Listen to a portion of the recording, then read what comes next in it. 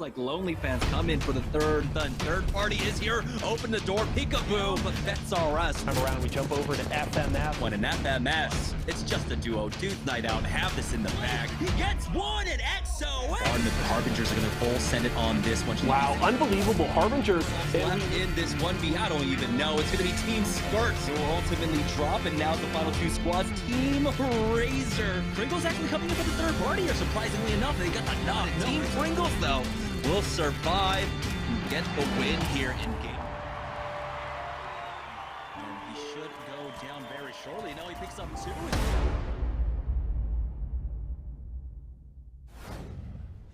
What's going on, everyone? It's that time again. That's right. I'm wearing the blazer. You know what that means. It's draft day time. Draft day for Series E Season 3.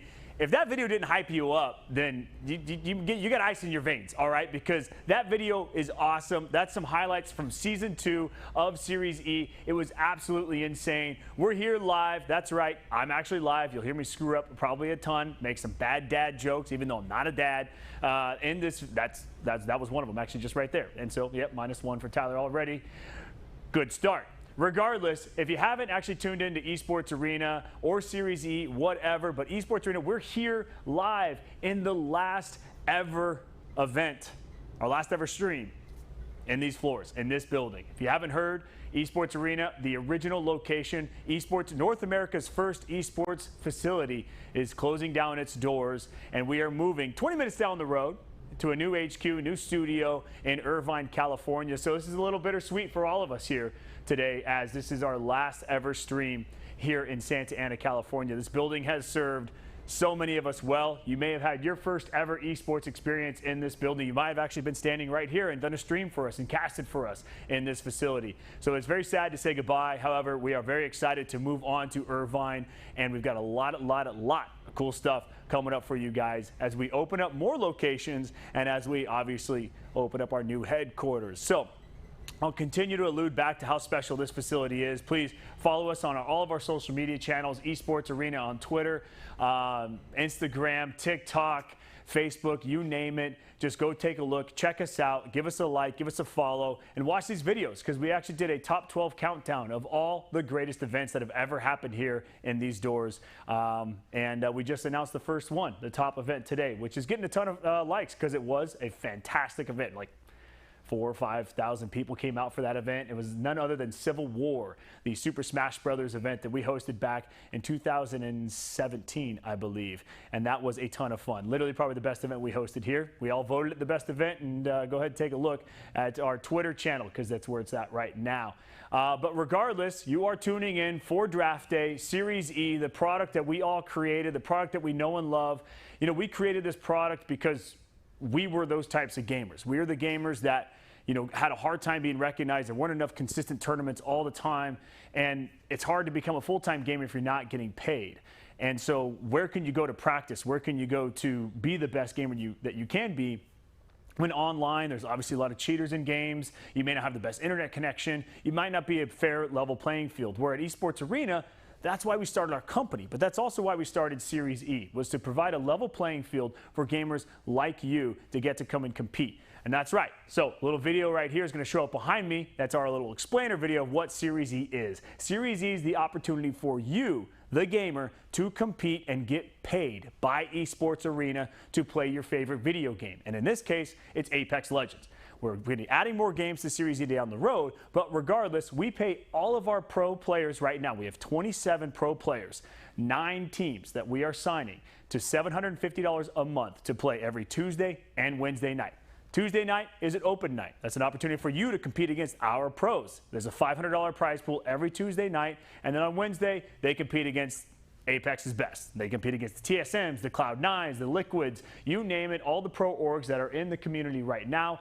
Our 9 pro players, or 9 pro teams, 27 players, get to compete against them on Wednesday nights as well. So, but that's it. I mentioned 9. These are the 9 brands that are actually big partners of Esports Arena Series E. And each one of our 9 teams don one of these jerseys. We have Team Apple Jacks, we have Team Cheez-Its, we have Team Pop-Tarts, Team Intel, Rice Krispies Treats, Rockstar, Pringles, Razer, Splash. Oh, that was almost perfect. Almost perfect.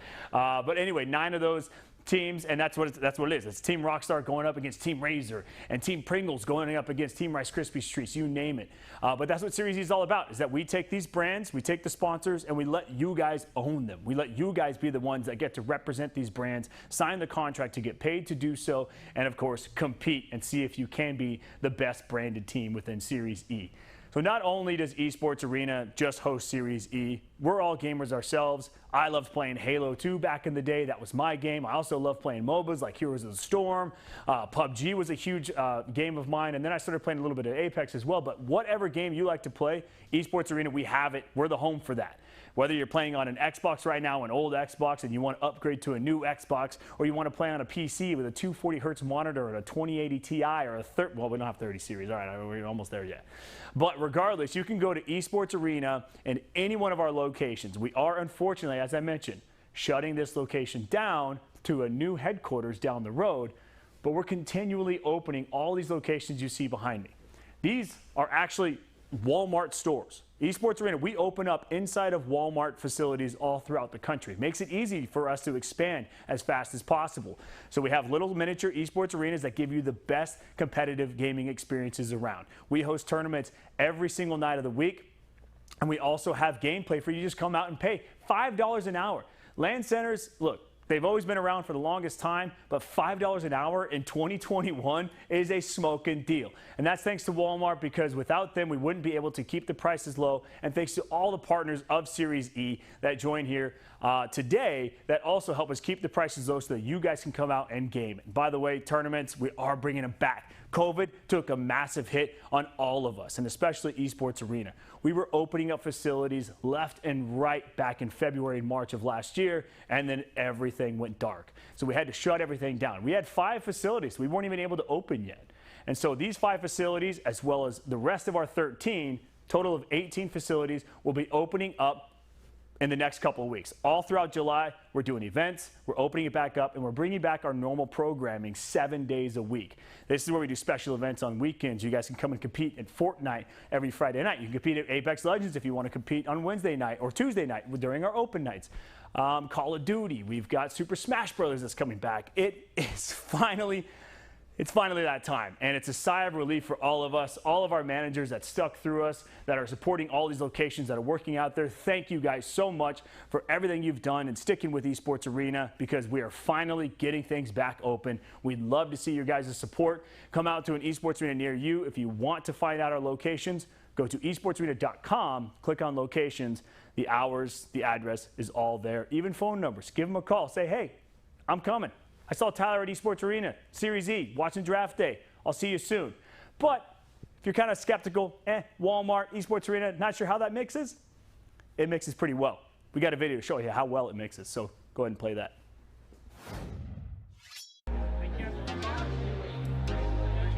We're going to do it in 3, 2, 1.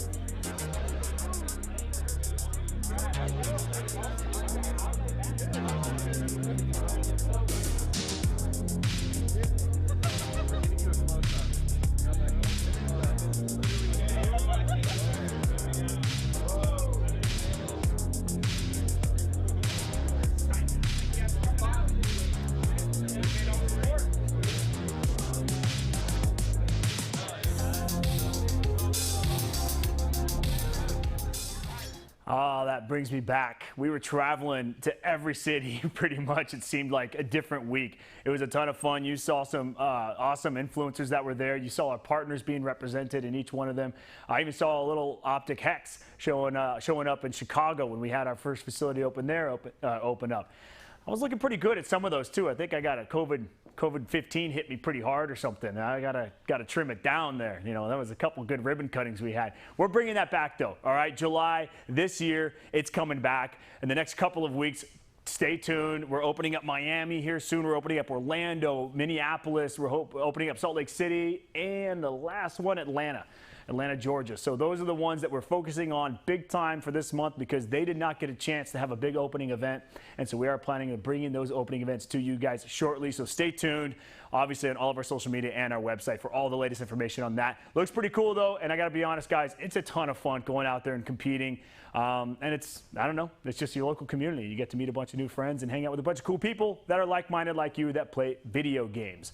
But regardless, we are here talking about Series E. It's draft day. As you guys know, we draft players to represent a brand, and these brands now then compete in a 12-week series, or 12-week season rather, in Series E. And Season 2 had to have been the most exciting season we've had yet. Granted, we've only had 2 seasons, but it was filled with excitement.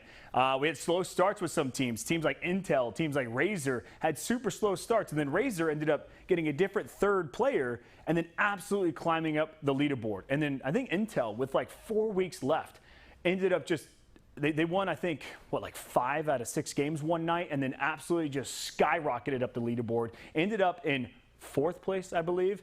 And then Razer ended up in 3rd place, and then Pop-Tarts in 2nd place. And, of course, Pringles absolutely just wiping out the competition, it seemed, every single night. These guys were so consistent that they stayed at the top of the leaderboard with 4 or 5 weeks left. It was pretty much no question that Team Pringles, filled with Fury, Presley, and Phonyhead, were absolutely going to take that first prize, that first place. Pop-Tarts gave them a run for their money for sure, but Pringles ended up securing that first place spot in the end. So Season 3, we have Team Pringles and we have Team Razer sticking around that are qualified for Season 3 and are staying on board, of course. So those teams will be the same. But we had 4 teams that were actually all supposed to stay on. So Pringles, Razer. We also had Pop-Tarts, Intel that were supposed to stay on. But we got some cool news, if you haven't heard already, about Team Pop-Tarts and Team Intel and where they're going to next. But regardless, if you didn't catch much of the action from Season 2, we've got an awesome video here to show you what Season 2 was about and all the highlights that came with it. And I think it starts with a video of me at draft day. So you're getting Tyler on some Tyler action coming next. So let's roll it. It is Season 2 of Series E Draft Day. I'm Tyler Endres, CEO of Esports Arena, coming at you live. We do have a new brand that we want to bring on board, probably the best oil company that's going in your vehicle. Mobile One. That's right, Mobile One is a partner of Esports Arena and Series E. Team Pringles, baby. This is like not scripted. Farm Boys is now going to be Team Pop-Tarts. And we're hanging out with Team Rockstar. What's up, everyone? Hey, guys. Team Cheez-It, baby.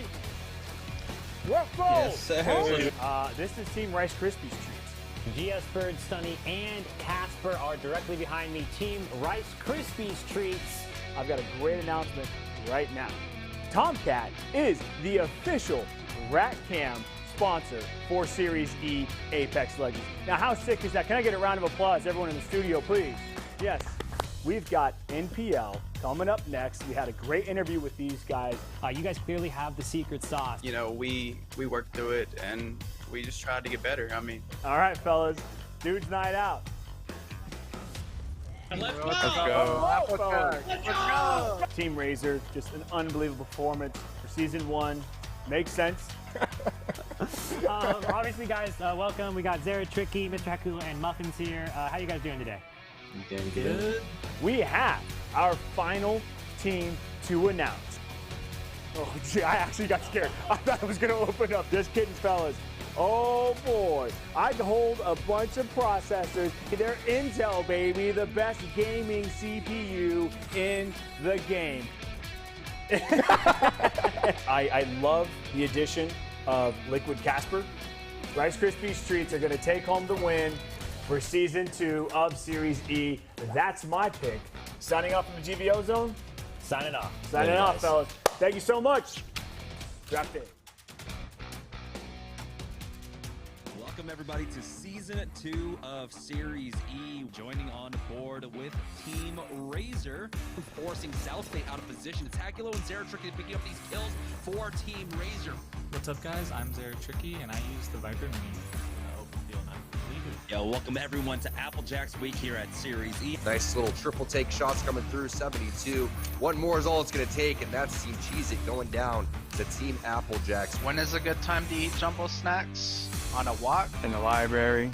On a scooter. And World's Edge, when you get sent back to the lobby by Team Applejacks. This is Series E, of course, and it is going to be Tomcat week. You could potentially win this game, Jamerson. They're not really showing that much respect. Team Applejacks, though, left to still wrap this one out as Rockstar are still in this. Matt Pickett writing this one out.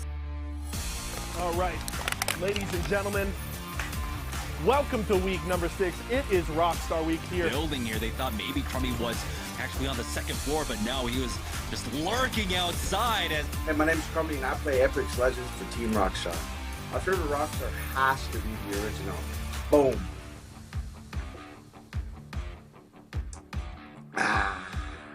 Team Rockstar, they smell blood in the water. They got the high ground. Good connects with the 83 to Flesh. My man Oi Senpai, the newest member of Team Rockstar. All right, welcome everybody to Series E. It is, of course, Nestle Splash Week. Team Nestle, though, still playing over here at Geyser. They got one knock onto Zara Tricky. It's Team Razer on the other side. As now they will be able to push in with that bubble, get the knock, and finish off Team Razer. Nestle Pure Life. What's up, guys? It's Bambino.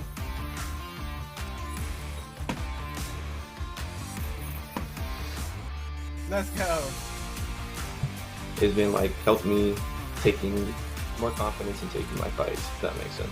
All right, welcome everybody to Series E. It is going to be Intel Week. Let's go ahead and talk about Intel Week. Not sure putting that thing to work as Anders is going to get the knock on to tally time. Looks like he's going to be able to get the finish over there. Hey, what's up? This is Intel 6. This is my tips and tricks. Today, we're going to discuss bunny hop healing. Is going to be the one that answers with the Spitfire. Immediate res there onto Pander. 6 is covering this one. And now it's a 2 versus 1. Nice damage there with the triple take. Yeah, super excited to have you. It is going to be Rice Krispies week, and so make sure, of course, you guys are supporting. As you can see, the res is coming out, and Tech does not want that to happen. He'll at least secure the thirst. The res will be finished on the other side. Bring this down to a 3v2. Door covered, but it is already down. Hey, what's up? This is GS Bird, and this is a game I like to call Rice Krispies Roulette. Basically, whatever team I pull out of here, that's who we land on, and that's who we agree. Throw that one out. Land on them. And Rice Krispie Treats has the advantage. Looks like they're going to send this one.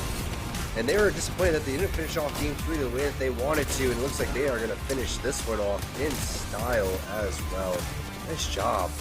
Good afternoon, ladies and gentlemen. It is Pop-Tarts week. I am your host, Ye. So going away any second now as the counter bubble does come through.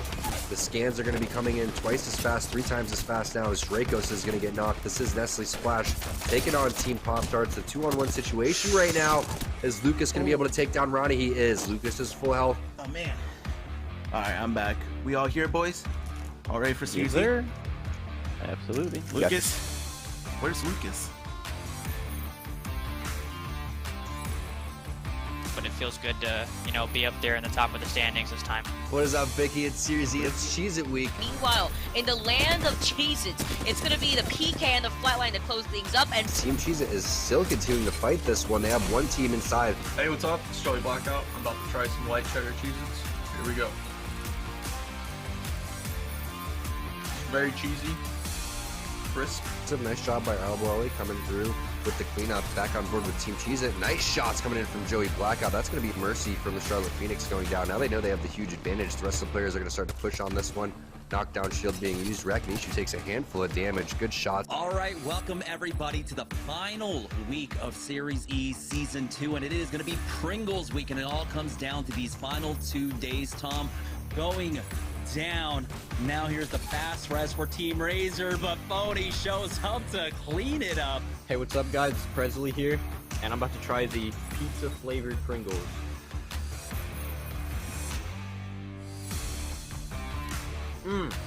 Team Pringles at least survive until top 3, and Phony might have the angle to turn this one around. They got the res on Presley, and Team Pringles. Tyler Endress rolling in here. Get in here. Come on, everybody. Let's go. Let's go.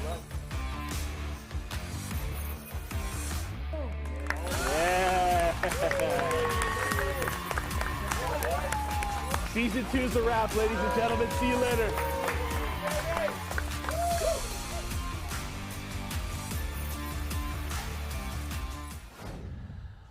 Well, there you have it, folks. You saw it. You saw the highlights. That was pretty exciting. It brought me back. There were some funny moments. I mean, we actually sit here. We stay out there and we watch Series E every single night. It's a ton of fun for all of us. But you saw at the very end there, the champions themselves, Team Pringles, is the winner of Season 2, Series E. So congratulations again to Fury, Presley.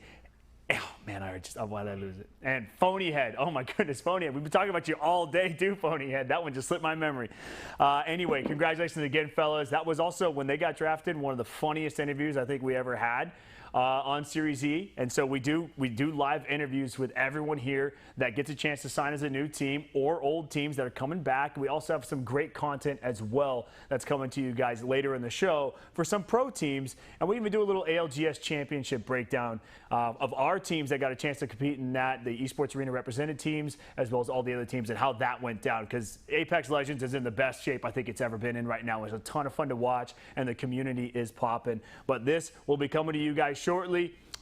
So wear it loud and proud. It's not solid gold, but it's a nice little wood on the back. That's nice. That's actually real nice. Real nice. Anyway, congratulations to Team Pringles. Can they repeat? I think they got a good chance. I think they got a real good chance. But they're going to have to go through a lot of these teams. Speaking of a lot of these teams, it is time to introduce our first team that is now going to be sponsored by Esports Arena, by one of these awesome 9 brands. And that team, we saw them a ton throughout Season 2, because if you compete in open night so every Tuesday night during Series E, if you compete in open night and you earn the most amount of points throughout the entire season, you automatically qualify for the following season of Series E. So without further ado, our first team that we want to announce is Team Lonely Fans. Great name, fellas. Hilarious. Hopefully you guys are no longer lonely, because you're going to have a lot of contracts to sign and sponsors on your backs that will be bringing you guys some fame. So no more Lonely Fans, but we don't know who you guys are going to be yet, because we got a fun little game that's coming up that's going to reveal the team name of Team Lonely Fans. And I think we've got you guys live in the studio that's going to give us a little breakdown. Hopefully you guys can give us some guesses as who you're going to be. And who you want to be. But obviously, I'm sure you guys are just thrilled to be part of Draft Day, as most of you guys can be and have shown in the past. And we've got a familiar face as well on Team Lonely Fans. So let's find out who Team Lonely Fans is and how they qualified, I guess, for Season 3 of Series E. Roll it. 00 negative. It looks like Lonely Fans come in for the third party. Lonely Fans! Lonely Fans from the side! Lonely Fans coming in for the third party. The armor swap's present there for them. Cupspeed takes a lot of damage. Right over here towards the side, man. I think they really rotate over towards right. Oh, goodness. Blueberry with the all about patience for Lonely Fans. They know they have the best spot in the zone. They don't need to force anything. Now Lonely Fans, they take out one. Inevitable Gaming on out. Team Pop-Tarts in a 3v2. See, Crispy Bacon is the only one alive for his squad. Team Lonely Fans clearing up the south side now, slowly walking in. Blueberry Smalls takes the sky with that gravity lift. We hit top 3 here. It's like we're trying to fully heal up and hold the line, hold the phone. Here comes the full 3v3. Lonely Fans now will be able to finish this one. They're owning more real estate than anybody. And there's that bounce down that we were talking about. Team's going to set it up to him, but he's going to realize, Bambino, that the entire team is located over towards the top. Hey guys, Yeso here, live in the studio as we continue Draft Day. Obviously, give me some poggers in the chat. Tyler breaking down the show from the start there. Awesome introduction to Draft Day. But I am now joined by Team Lonely Fans. They were the #1 open squad from Season 2, and they have now qualified for Season 3. I've got 00 negative, Cubsky, and Blueberry Smalls joining me here on the show. Happy Draft Day, gentlemen. Welcome. It's exciting to have you here today. Thank you. Yeah, thanks for having us. Hey, an absolute pleasure. Excited to start things off here with you guys. The biggest question here at the start of the season for you guys obviously has to be the roster change. You guys played all of last season with Blight, but after qualifying, you decided to make a change, replacing him with Kubsky. What do you guys feel like Kubsky brings to the roster that maybe you were lacking with Blight?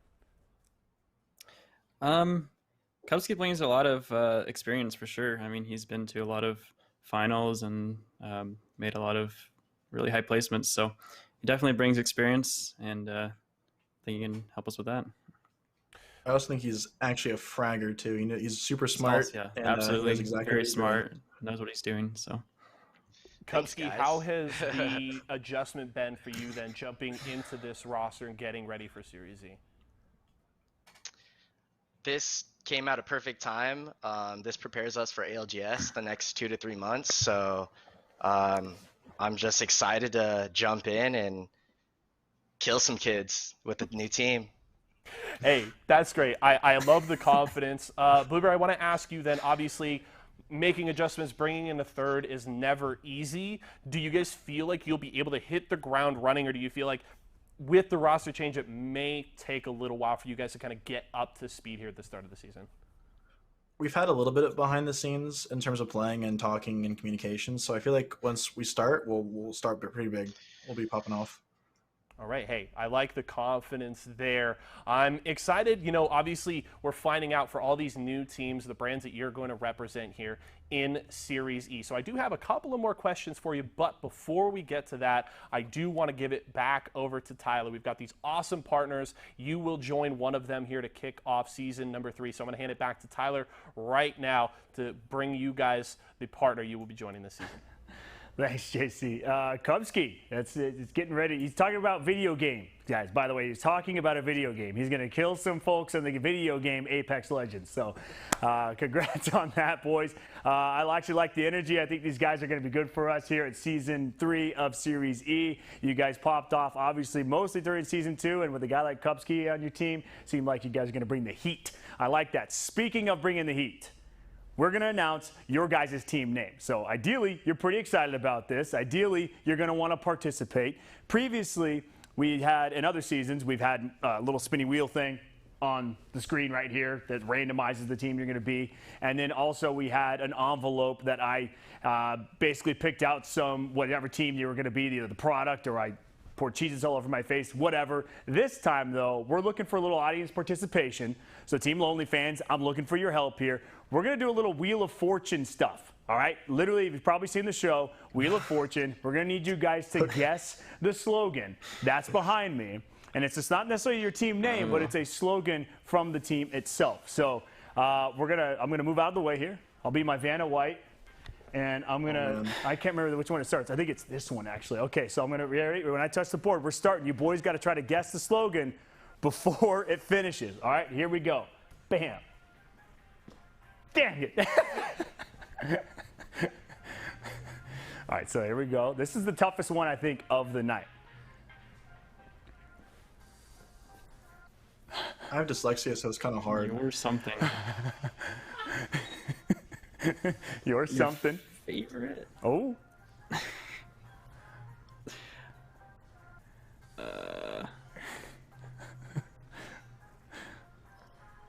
You're something magnified. Cereal. I don't know what this. Oh, cereal. You're cereal magnified. There it is. All right, he got it, boys. You did it before it finished. You did it before it finished. If you hadn't, I wasn't going to be able to sign you guys. So thankfully, you finished it in time to get that monthly salary. All right, so your favorite cereal is magnified. If you've been tuning into Series E, that can mean only one thing.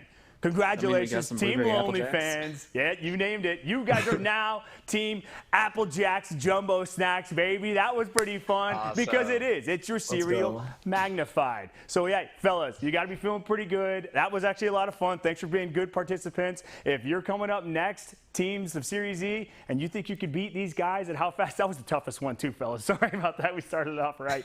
Anyway, JC, how these guys feeling? Thanks, guys, for the support and tuning in, and we'll see you guys next week at Series E. But JC, let's see how they're feeling. Thank you. All right. Sounds good. Tyler already asked how are you guys feeling. By the way, credit. That is 100% the hardest one on the day when you got it before it finished. But just how are we feeling, gentlemen? I mean, I got carried during that Wheel of Fortune, honestly. Good. Hey, I love the excitement. Obviously, a lot of stuff to prep for. You've got a week ahead of you before we kick things off. You guys were able to get some competition, some big competition under your belt recently, competing at the ALGS Championships. You also had the Series E 10K where we saw the rattiest clutch of all time from Double O Negative. Double O Negative, what kind of things can you take away from then those couple of big competitions before we kick off Series E? Oh, it's definitely just the experience. I mean, the level of play in the championships is unlike anything really that we've seen. So just getting to even play in that, even though we didn't make it to the finals of it, was huge. And then playing in the 10K, same thing, same teams pretty much. So getting the experience under our belts from that is just huge. And obviously has to be really important considering, you were competing consistently on open nights last season, but obviously weren't in the pro night. So getting more play against those top squads has got to help because you're now going to have to do it on a very consistent basis. You got 12 weeks of competition against the likes of TSMs, CLGs, Team Liquid, and the like. So that's definitely got to help you guys out. I'm going to ask the same question to all 9 teams today because I do want to get a bit of a sense of where you guys are feeling coming into the season. And I'm going to throw this one to Kupski because Kupski was very confident earlier on in the interview. So we've got seasoned rosters like Team Pringles and Team Razer coming back. Other strong squads like Dudes Night Out and XOXO that qualified for this season. How do you guys feel strength-wise coming into Season 3? I think we'll come in pretty hot. I'm not really threatened by any of the teams in Series E, so it should be a good time, Okay, I mean, that sounded a lot like you guys are just coming for the title. Am I wrong, Blueberry? Oh, we're going to win it. We're gonna Okay. win it. Hey, I love the confidence. I expect a lot of it throughout the day, but I love, you guys starting off the show, your Team Applejacks now, you're feeling good, you're coming for the top, you're going to try and rip that championship away from Team Pringles. So, hey, maybe we'll have a Team Applejacks jersey up here behind me in the studio in a few months' time. I'm looking forward to it. I'm looking forward to it as well. I'm looking forward to it. All right, hey, I'm all about the confidence. Kupski, it's great to have you on the squad, Blueberry Smalls and Double O Negative. Congratulations, guys. A lot of hard work through Season 2. You earned your spot here, and now it all begins next Tuesday. So congratulations. That is the newly minted Team Applejacks roster. So best of luck to you guys next season. We're kicking things off draft day. A big start there. These guys crushing it on the Wheel of Fortune game, crushing it on the interview. And by the way, if you guys want to find out more about these teams throughout the day, we are going to have some awesome commands in chat so you can get to know these players better. So right now, you can use !Applejacks in Twitch chat to get to know that squad a little better. But I'm going to hand it right back to Tyler. Our first team is all done, but we've got 8 more to go, so let's head over there. All right, sounds good. Thanks, JC, and thanks, Team Applejacks. These guys are confident, man. That was funny interview. They're just like, yeah, no, we're going for the title. I mean, well, I guess why would they not? It's like, oh no, we're going for 5th place. That's the one we want to hit. Yep. That's give them a hardball question, JC. Like, what do you think that you want to do? Of course, they're going to go for 1st place. Anyway, that's awesome. I love the confidence, fellas. And how did we do on the photos here? I think they did all right. I think we did pretty good here on the photos. You guys look good. You look good over there. You look good right here. Thanks for tuning in for Series E. Thanks for your guys' support. Thanks for the interview. Now, new Team Applejacks. So, Applejacks, got to give a huge shout out to them. That's our boy Michael Clark from the OG days, but now we've got Katie Claxton, Aaron Elliman, and Andy Edwards, all the Kellogg's team. Thank you guys so much for your support of Series E and, of course, Esports Arena. We look forward to seeing much more Applejacks and the Jumbo Snacks, because it is your cereal magnified.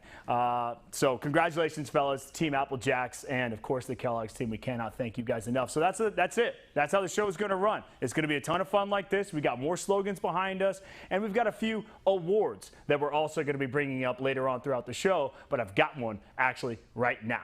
So These are the awards we're going to focus on digitally, all right? This is an NFT right here, and you can find it. Go to eBay right now. You could buy this NFT. You could bid on it right now. I think it's like a low price of like, I don't know, 200K or something like that. Oh, 250? Oh, it's 250K is the starting bid for these NFTs. And so let's focus on the first one. I'm just kidding. It's not an NFT, obviously. Anyway, but it is an award. We had 12 weeks of Series E content where everyone was competing. We've got obviously the most kills, we got the most damage, and the most assists. So let's present, obviously, the person who had the most amount of kills in Series E Season 2. So play that video. Just like that, the Team Razer.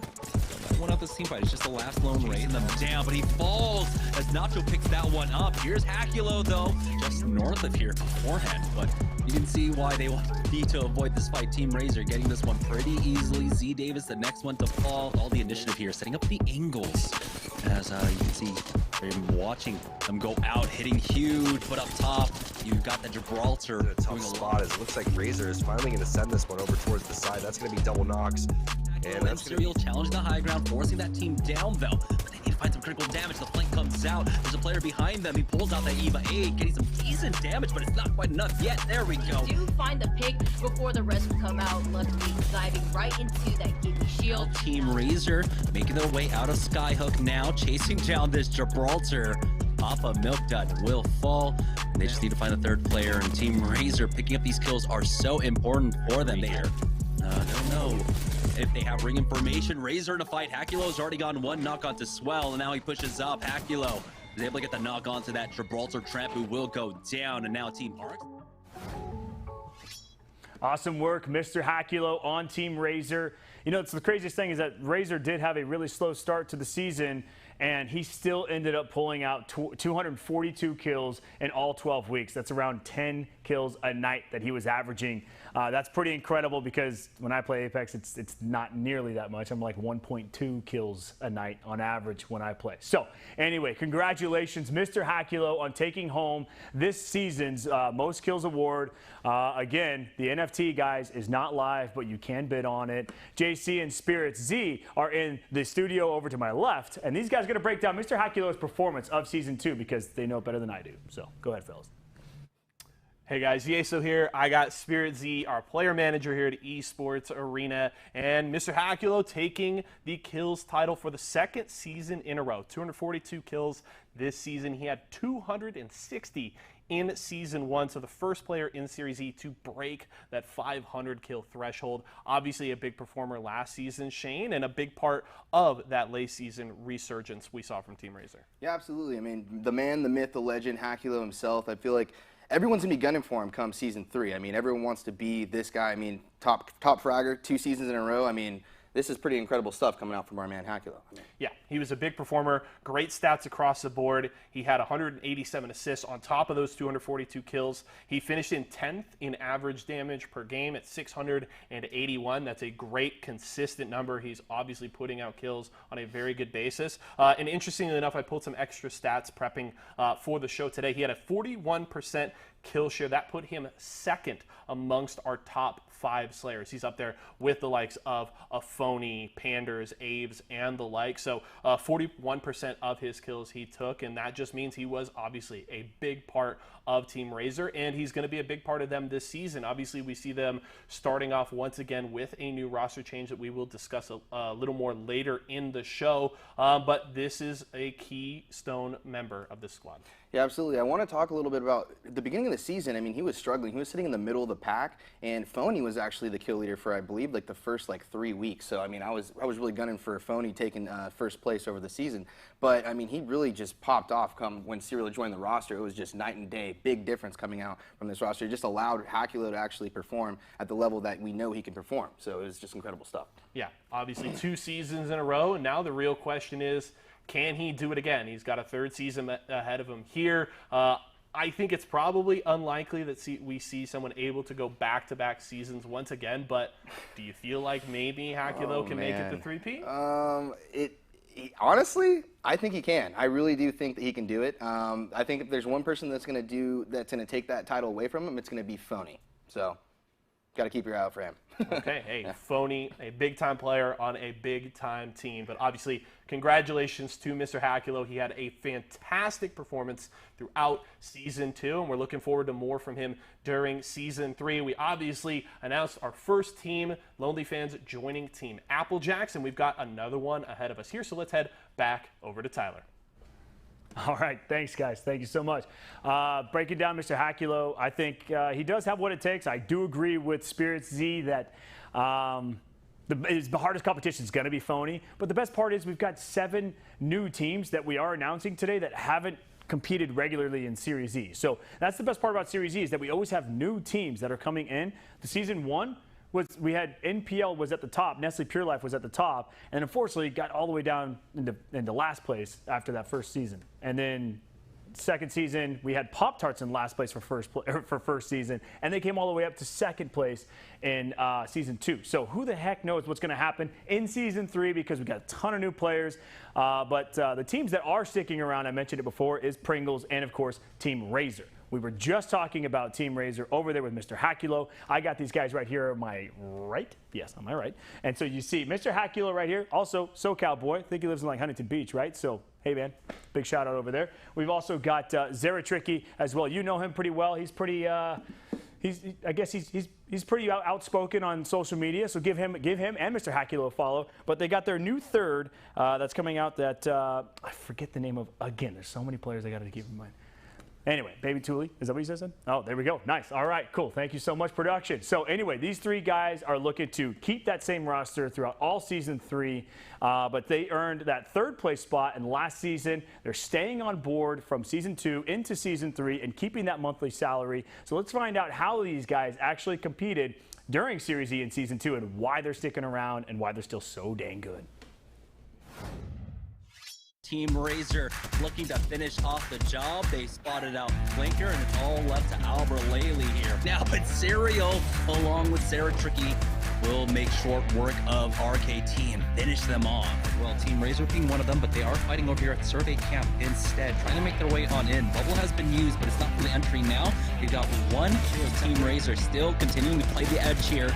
Like you said, Tom, being able to play both play styles, center zone and the edge, is super important, and Razer have found success with both. He's going to be able to safely back up Sarah Tricky, pushing into the zone through that bubble, gets the knock on to Rakanishu, and the damage himself. But the bubble thrower is down, and it looks like Team Razer is the team that was doing to it. And again, with absolutely nothing, Team Razer comes through. Getting finished off, Metro has gone down as Team Razer now dropping down. As you see the bubble being used by Sarah Tricky. That might just be a little bit of a favor, like, hey, the fight's over here, but no, instead, it will ultimately drop, and now the final 2 squads, Team Razer. All right, thank you, Tyler. Yeso here in the GVO zone of the Esports Arena Orange County studio, and I am joined by the Season 3 Team Razer roster. Gentlemen, good to have you all here. We got Zara Tricky, Baby Thule, and Mr. Hakulo. Zara, how are we feeling today? Obviously kicking off Season 3 with Draft Day. Pretty good. You know, Series E is a pretty nice opportunity for everybody, so it's exciting to be here for Season 3. Definitely is exciting to kick things off here. I'll start with you, Mr. Hakulo. This is the 2nd season in a row where you guys have made a big offseason roster change. What do you feel like Baby Thule brings to the team that will help you guys continue to compete at the top of Series E? He's a funny guy, and he's fun to play with, and he's a genius. Okay, so it kind of brings everything to the table, a little of the IGL element, a little bit of the fragging too as well. Yeah. Definitely helpful. With those roster changes then in mind, Zara and Hakulo, you guys are now starting your 3rd season of Series E competing together. Zara, do you feel like you both have grown a lot as players and teammates over the last 2 seasons? Yeah, I would definitely say so. I think we've both improved a lot from when we first began, which was now 6 or 7 months ago since Season 1.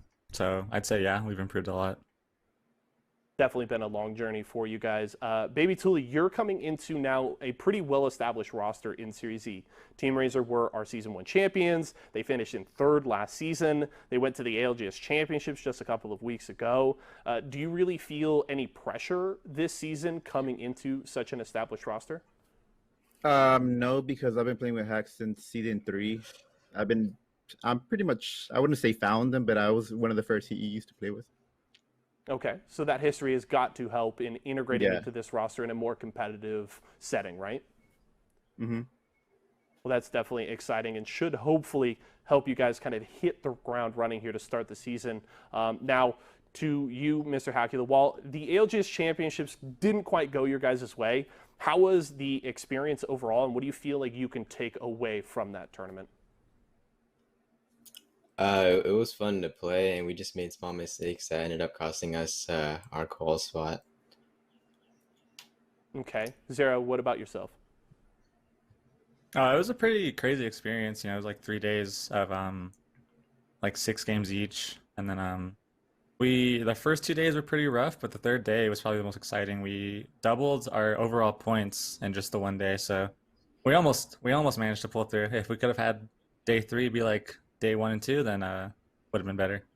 Yeah, and it's certainly a tough competition, and especially more difficult when you have to come out and perform consistently over 3 different days just to qualify for finals. Now, Season 2 was a bit of a roller coaster for Team Razer. You guys had the addition of Muffins at the start of the season that didn't seem to work out how you'd hoped, but you guys had a late season surge after the addition of Cereal, with another roster change then here to kick off Season 3. Mr. Hackula, what are your guys' kind of expectations for this season? Should we really expect another slow start, or do you feel like you can really hit the ground running and we can maybe see a return of the Team Razer we saw in Season 1? I think we should be able to do good. We're just going to have fun and see what we could do, though. Baby Thule, before we go, what are your expectations for this season? How high are you setting the bar for yourself and your team? I think we're going to win first every time. It's pretty easy. Every time? That's quite a challenge. Every So, time. Ace by That's 8, why I go, all you other you know? partnered squads, you better watch out. Team Racer is coming for you. Thule is a bit more like Mercy, so. Okay. I mean, hey, that was obviously an extremely successful roster, and even the 1 week where Mercy only actually came back and subbed for you guys during this past season, you took first place. So I would say it's a good sign exactly. getting a bit of that Mercy only vibe back into the roster. So super excited for you guys. Thank you so much for joining me here today. Best of luck this season. Obviously, we're just a week away from kicking the action off, so don't miss out on checking these guys out as Series E Season 3 kicks off very soon. Thanks, gentlemen. Thank you. Yeah, thank you for having us. All right, guys, that was Team Razer. Let's head back over to Tyler to keep a draft day rolling. All right, thanks, JC, and congratulations again to Team Razer for qualifying another time. Our first team to qualify twice, moving into Season 3 of Series E. Razer, as you guys know, Zara, Tricky, Mr. Hackula, and now a new third. Let's see if this one works out. He seems pretty confident, and he just said he's more like Mercy. And Mercy only was actually a solid player for these guys, a solid trio that they ended up winning first place in. So if he is just like them, then they're going to give Pringles a run for their money, and all other 9 teams, or all other 7 teams, because I already said Pringles and Razer again, all other 7 teams in the Series E Season 3 tournament. But again, want to give a shout out to Razer. You guys know and love them. Razer is some of the best peripherals in the game. As you guys know, they have the best mouse, the Death Adder, and their wireless stuff is honestly phenomenal. It is mind-blowing. I use the wireless Death Adder every single day, and I think it like runs out of battery every 2 weeks, and I use it every day.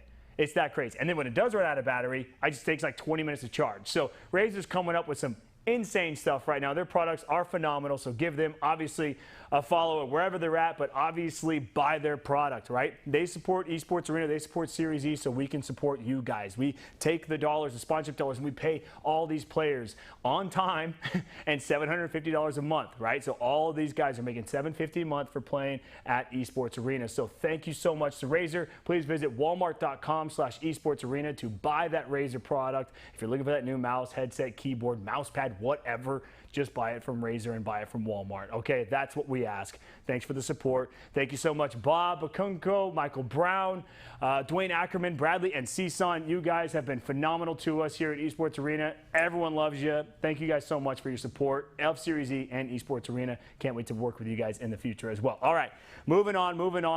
You guys have probably noticed I'm hiding something behind my back because I'm looking at myself in the mirror like, why is this guy holding his right arm behind his back? Well, it's because we have another award to announce. Now, this award is pretty hilarious. If you guys haven't been watching Series E, you'll notice in the bottom there, it says Tomcat. Well, there you go. That's the perfect time to switch it over. So we have the Tomcat Rat Cam during the season, and we are all voting on the best rat moment of the season. And Tomcat and Esports Arena are presenting the best rat trophy. Now, this trophy is hilarious. That is a rat trap.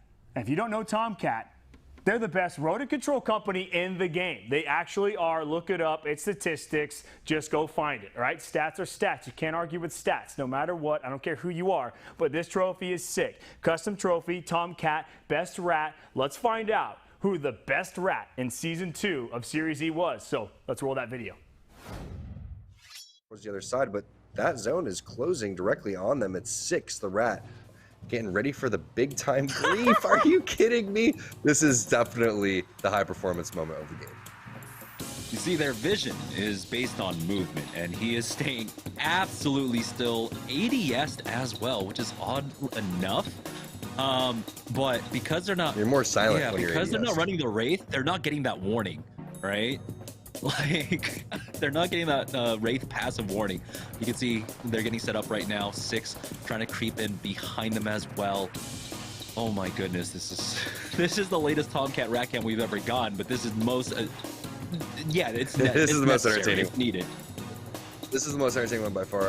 Imagine if Dolo Negative went into his drone, they had a free kill point, and they would have a full-on 3-on-3 right now with an EMP in their hands with a caustic in the late game, but instead 6 basically toying with them. And he can buy more time, right? If they do see him, oh my god, Crypto, what are you doing? Okay, he's been spotted.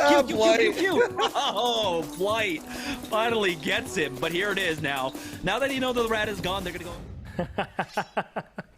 I remember we were watching that. That was comical, absolutely comical. I noticed too, no other kill feeds, nothing was going on the kill feed. So our production team was just like, no, stay on this. This is comedy. This is good. Unfortunately, he couldn't escape, right? The rat never escapes because Tomcat has always got you under control. It's not something to be proud of to have rodents in the house, but if you got them, guys, seriously, Tomcat, they're the best company to get them. And obviously the best place to get them is walmart.com/esportsarena, or just go to walmart.com, search for Tomcat and all their awesome products. They definitely take care of your rat problems, that's for sure. So thank you, Tomcat, and the whole Scott's team for your support of Series E. We look forward to working with you guys again in Season 3, and hopefully more after that. But that's the award right there for Intel 6, the lead singer of Blink-182. Fellas over there, you guys ready to talk about 6 for me? All right, they're nodding. Let's do it. Yeah, I think we're ready. Yeah, thank you, Tyler, Yeso, and Spirit Z here once again to talk about the rattiest rat. And the funny thing is, I was watching through Twitch chat as Tyler was introducing the award, and everybody's going, it's Ronnie, it's Ronnie. And I would say if you maybe took it overall, Ronnie was always ratting it out, but the single greatest rat moment of Season 2, bar none. 6 right there. You see him getting scanned like 5 different times by the Bloodhound, and they just don't turn around. He's ridiculous. They can't see me. I can't see them, just trying to bide his time as long as he could. Yeah, absolutely. Yeah, I'd love to touch on 6 and really the ability to adapt, really, because that's what the rat cam really is. It's showcasing, 6. If your team dies, really, you want to be able to get as much placement points as possible, and that's really what is happening right here. We're seeing, 6, his team's dead, and he's able to, wiggle out those placement points, and that's really what the rat cam is all about. Yeah, and I mean, if you follow Series E from week to week to week, you're only playing 2 nights a week. And, we talk about, 6 games can feel like a lot, but it goes by fast. And so you have to take every single opportunity that you can to grab as many points as possible. And that's why, the rat can become so important. And it's, part of the reason we like to highlight it, right? I don't necessarily know how that entire night finished out, but each one of those points matters. We've had so many different nights throughout all of Season 2 where first to second place comes down to just a few points. The margins are so small, so being able to sneak in, grab as many points as possible, and you see 6 getting into the top 3 there, extremely important to be able to do that on a consistent basis. Absolutely, and if you look at the end of the season with Intel, I mean, they barely made it into that top 4, right? So I mean, it's moments like these that really showcase that every single game matters, right? So Love it. Yeah, and you can also win the best trophy. I mean, you can see it here on the table in front of me. Also some mousetrap we've got trophies. some I mean, cool come on. trophies, but I don't know that you're going to ever find a better and more unique trophy than that Tomcat Best Rat trophy. So obviously, again, big thanks to Tomcat. We love it. We're looking forward to getting more great rat cams during Season 3. It's going to be a fun one. So congratulations to 6, but let's keep drafting on. We're going to head back over to Tyler to introduce our next team. That's true, actually. That is probably the most interesting trophy I think that's ever been created. We barely made it in time for this trophy to be done.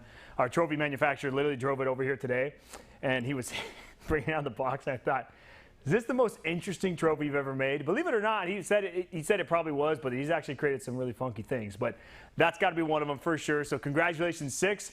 Hope you're going to have that on your desk, on the shelf behind you in your Zoom calls or when you're streaming, all that good stuff. Wear it loud and proud because, like you were saying, the best rat, usually Ronnie the Rat. He's got the nickname and everything, but 6 took it away from him for sure with that performance right there. And I love that you put, JC, you said that every point counts. And that was like a minute and a half.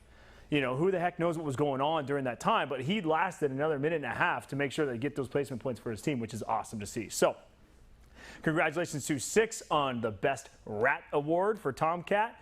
And now moving on to another new team that we are bringing into Series E that's going to be announced, and this is Team XOXO. XOXO basically was one of the strongest teams during qualifiers, led by their IGL turns. There's a couple Z's in there, right? Also, I want to find out if XOXO actually means like hugs and kisses, hugs and kisses. So when we interview these guys, JC, I'd like that to be your first question, okay? Don't say how you're doing. I don't want that the first question. Say, are you guys hugs and kisses, hugs and kisses? All right, so that's what we're going to find out. So, but regardless, what we do need to find out is how XOXO got to Season 3 of Series E. So let's roll the highlight clip of these boys.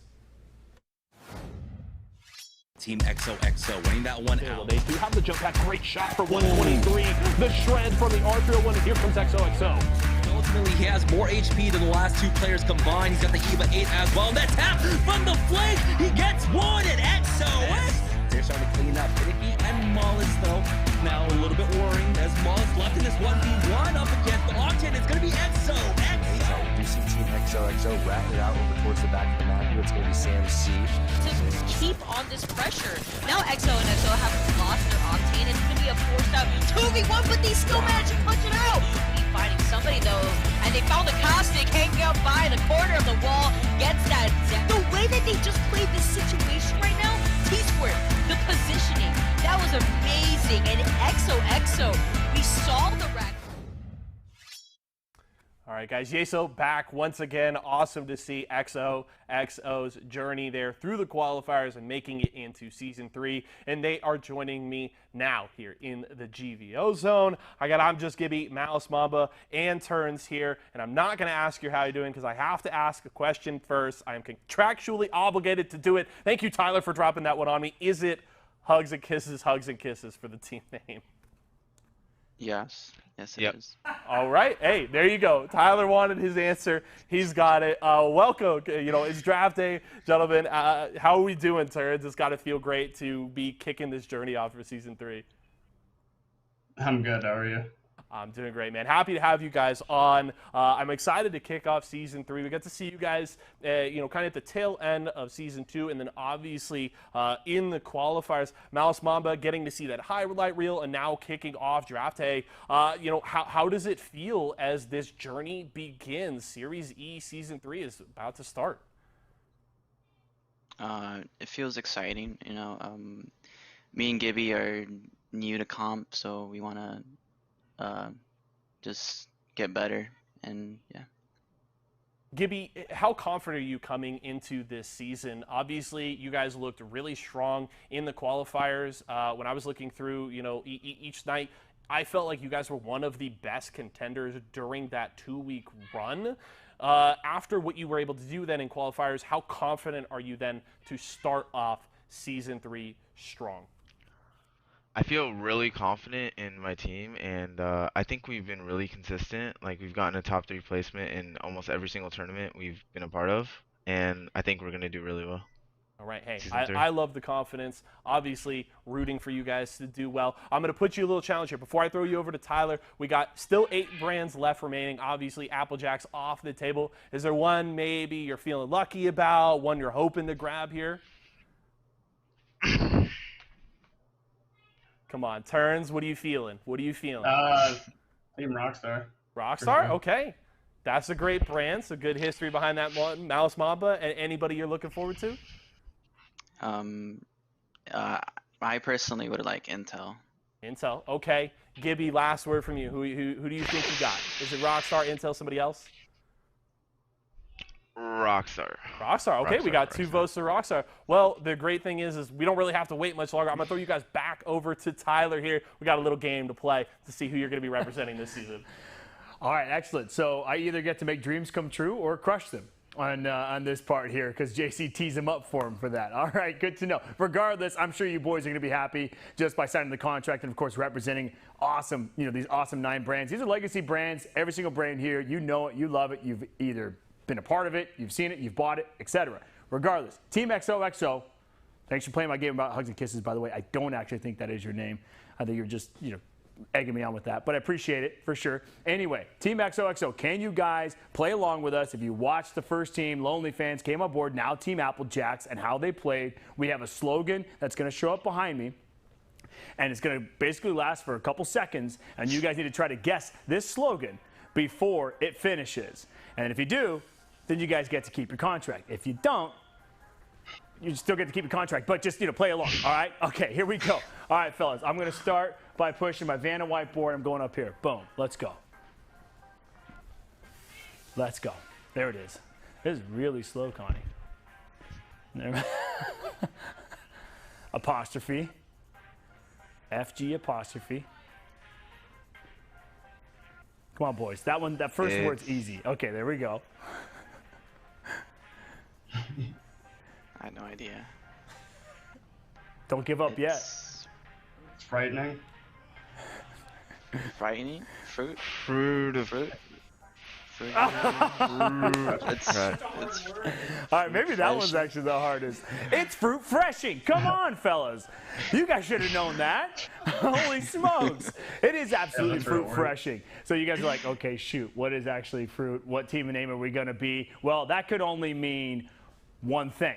Okay, guys, because you guys are now going to be called Team Splash, baby, because you guys are going to be giving it a major splash in Season 3 and disrupting the entire Series E ecosystem because you fellas are going to be crushing it, donning the Splash jersey. And actually, you guys notice, you guys are going to stay hydrated because we're shipping you a ton of water. Literally, pallets of water is going into here. Yeah. Maybe not pallets. I don't want to say pallets, but you will be getting a lot of waters. We had Team Nestle Pure Life, now Splash, is who you guys are going to be. They did the bottle flip.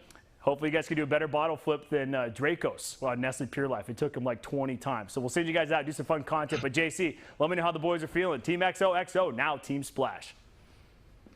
All right, no more hugs and kisses. We're just splashing now, and I want to let you know if you didn't read the fine print in your contract, all the drinks in your house now must go. It is only Splash from now on, okay? It's good to keep you hydrated. Trust me, I drank a bunch of them during Season 2. You will be well hydrated for all your games, so don't worry, guys. How we feel? Got to be exciting. You finally got that brand on and ready to kick off the season, huh, Turns? Yeah, it feels good. I love water. I love drinking it. There we go. One thing, we were talking earlier, we did the Radius Rat giveaway, and obviously I mentioned the Twitch chat was all, oh, it's Ronnie. It's Ronnie. He played on Team Nestle Pure Life for the first 2 seasons. So I want to ask you, Mouse Mamba, somebody on your team has some big shoes to fill with one of the Radius Rats. Who is it on your squad? Who is like the go-to rat on your team that's going to get you into the top 3 and grab those placement points? I'm not sure, but I'm probably say me. I'm probably the most rattiest out of my team. Yeah, he's a rat. we'll have to keep an eye out for you. We'll just keep the rat cam on deck, whatever you guys are. Yeah, literally on Mamba, just like magnify it onto him. Okay, we'll just zoom in on Mamba every single time. Gibby, obviously getting this big brand Nestle is obviously huge. You got Splash on deck now. How's it feel to be representing such a huge brand now in Series E? it feels great, but I also want to give an apology to one of my friends who wanted Nestle. So I apologize, Nemusona, but I'm MPL now. Oh, wow. Stole it away. Sorry, Nemusona. I'll make sure to ask Nemusona about that later on in the day. Turns, I want to start with you. Anybody, you got to give some love to those who've been supporting you. Any shout-outs you've got here on the day? Shout out to my family. Shout out to just everyone in general. I mean, it's been a good trip, honestly. So that's about it. Hey, and it's only beginning, right? We're just 6 days away from kicking off season 3. Malice Mamba, how about yourself? Any big supporters out there you want to give some love to here on the show? My teammates, my family, and that's about it. All right, Gibby, we'll wrap it up with you. Who do you got to say to? Thank you, Gibraltar, for Gibby Bubbles. Gibby Bubbles and your name. A perfect shout out there. Congratulations, gentlemen. Excited to kick off season 3 with you. Thanks so much for joining me here today, and best of luck. Yeah, thank you. All right, guys, that is the newly minted team Splash. Great interview, obviously.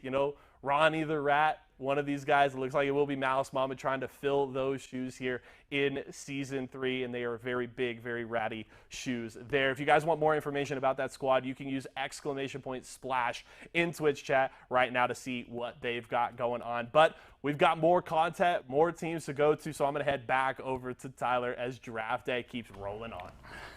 That was actually a great interview. I like that. I like the special shout-outs.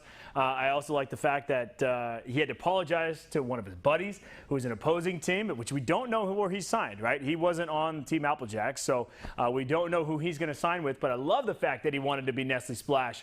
And unfortunately, we just kind of do it random. We honestly have a little party here. We all do a little random. We pick the names out of a hat, and then that's how we assign these teams. So it's the way the cookie crumbles, unfortunately, but you guys are all super excited to be a part of Series E. I know it, and you guys are going to don the jersey Splash incredibly well and hopefully do a ton of bottle flips for us, which would be great.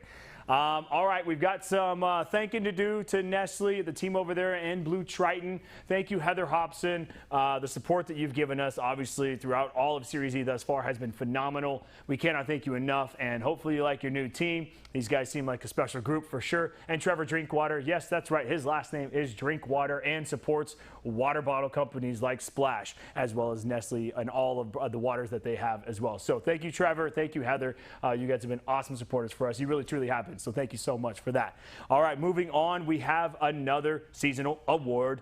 That's a digital award again. So last time we talked about most kills, and this time we are talking about most damage. You see right here, Mr. Hacula won the most kills, which is interesting to me because, like, okay, is he not getting the most damage along with these most kills as well? Is he only just last hitting every single one of these guys that's out there? So does that mean that Zeratricky or Serial probably not, but Zeratricky has the most damage because he gave Mr. Hacula the most amount of kills? I don't know. We're about to find out, right? So why don't we throw to the video and find out who in Series E Season 2 had the most damage. Pringles actually coming in for the third party, or surprisingly enough, they got the knock. No, it's actually the push onto 6. Now moving in, the Rockstar coming in, and it's the Gibby Bubble also getting put out. The PK, though, dealing enough damage to take one member out, and it's Team Pringles now that have the number advantage. Ooh, that Revenant push, they've already picked up 2. They need one more. Reps is the final remaining member, and they will be able to pick that up cleanly. Pringle scramble here. Pride picks up 1 kill throughout all of this, even as the Rat might be able to secure himself, and got the black hole coming in from Nasky as well. Maybe, I think, might have been caught out here. It is. That's Moody going down. Moody picked that one up. The grab lift has been used as well, and he has not. But it's going to be Team Pringles with Phony. He's the epitome of one. He's going to hold the door to heal up safely, but it looks like he's trying to trick him, being able to break the shield in time. Oh! It's all up to Phony left in this 3v1. And he should go down very shortly. No, he picks up 2. It's all up to 1 left.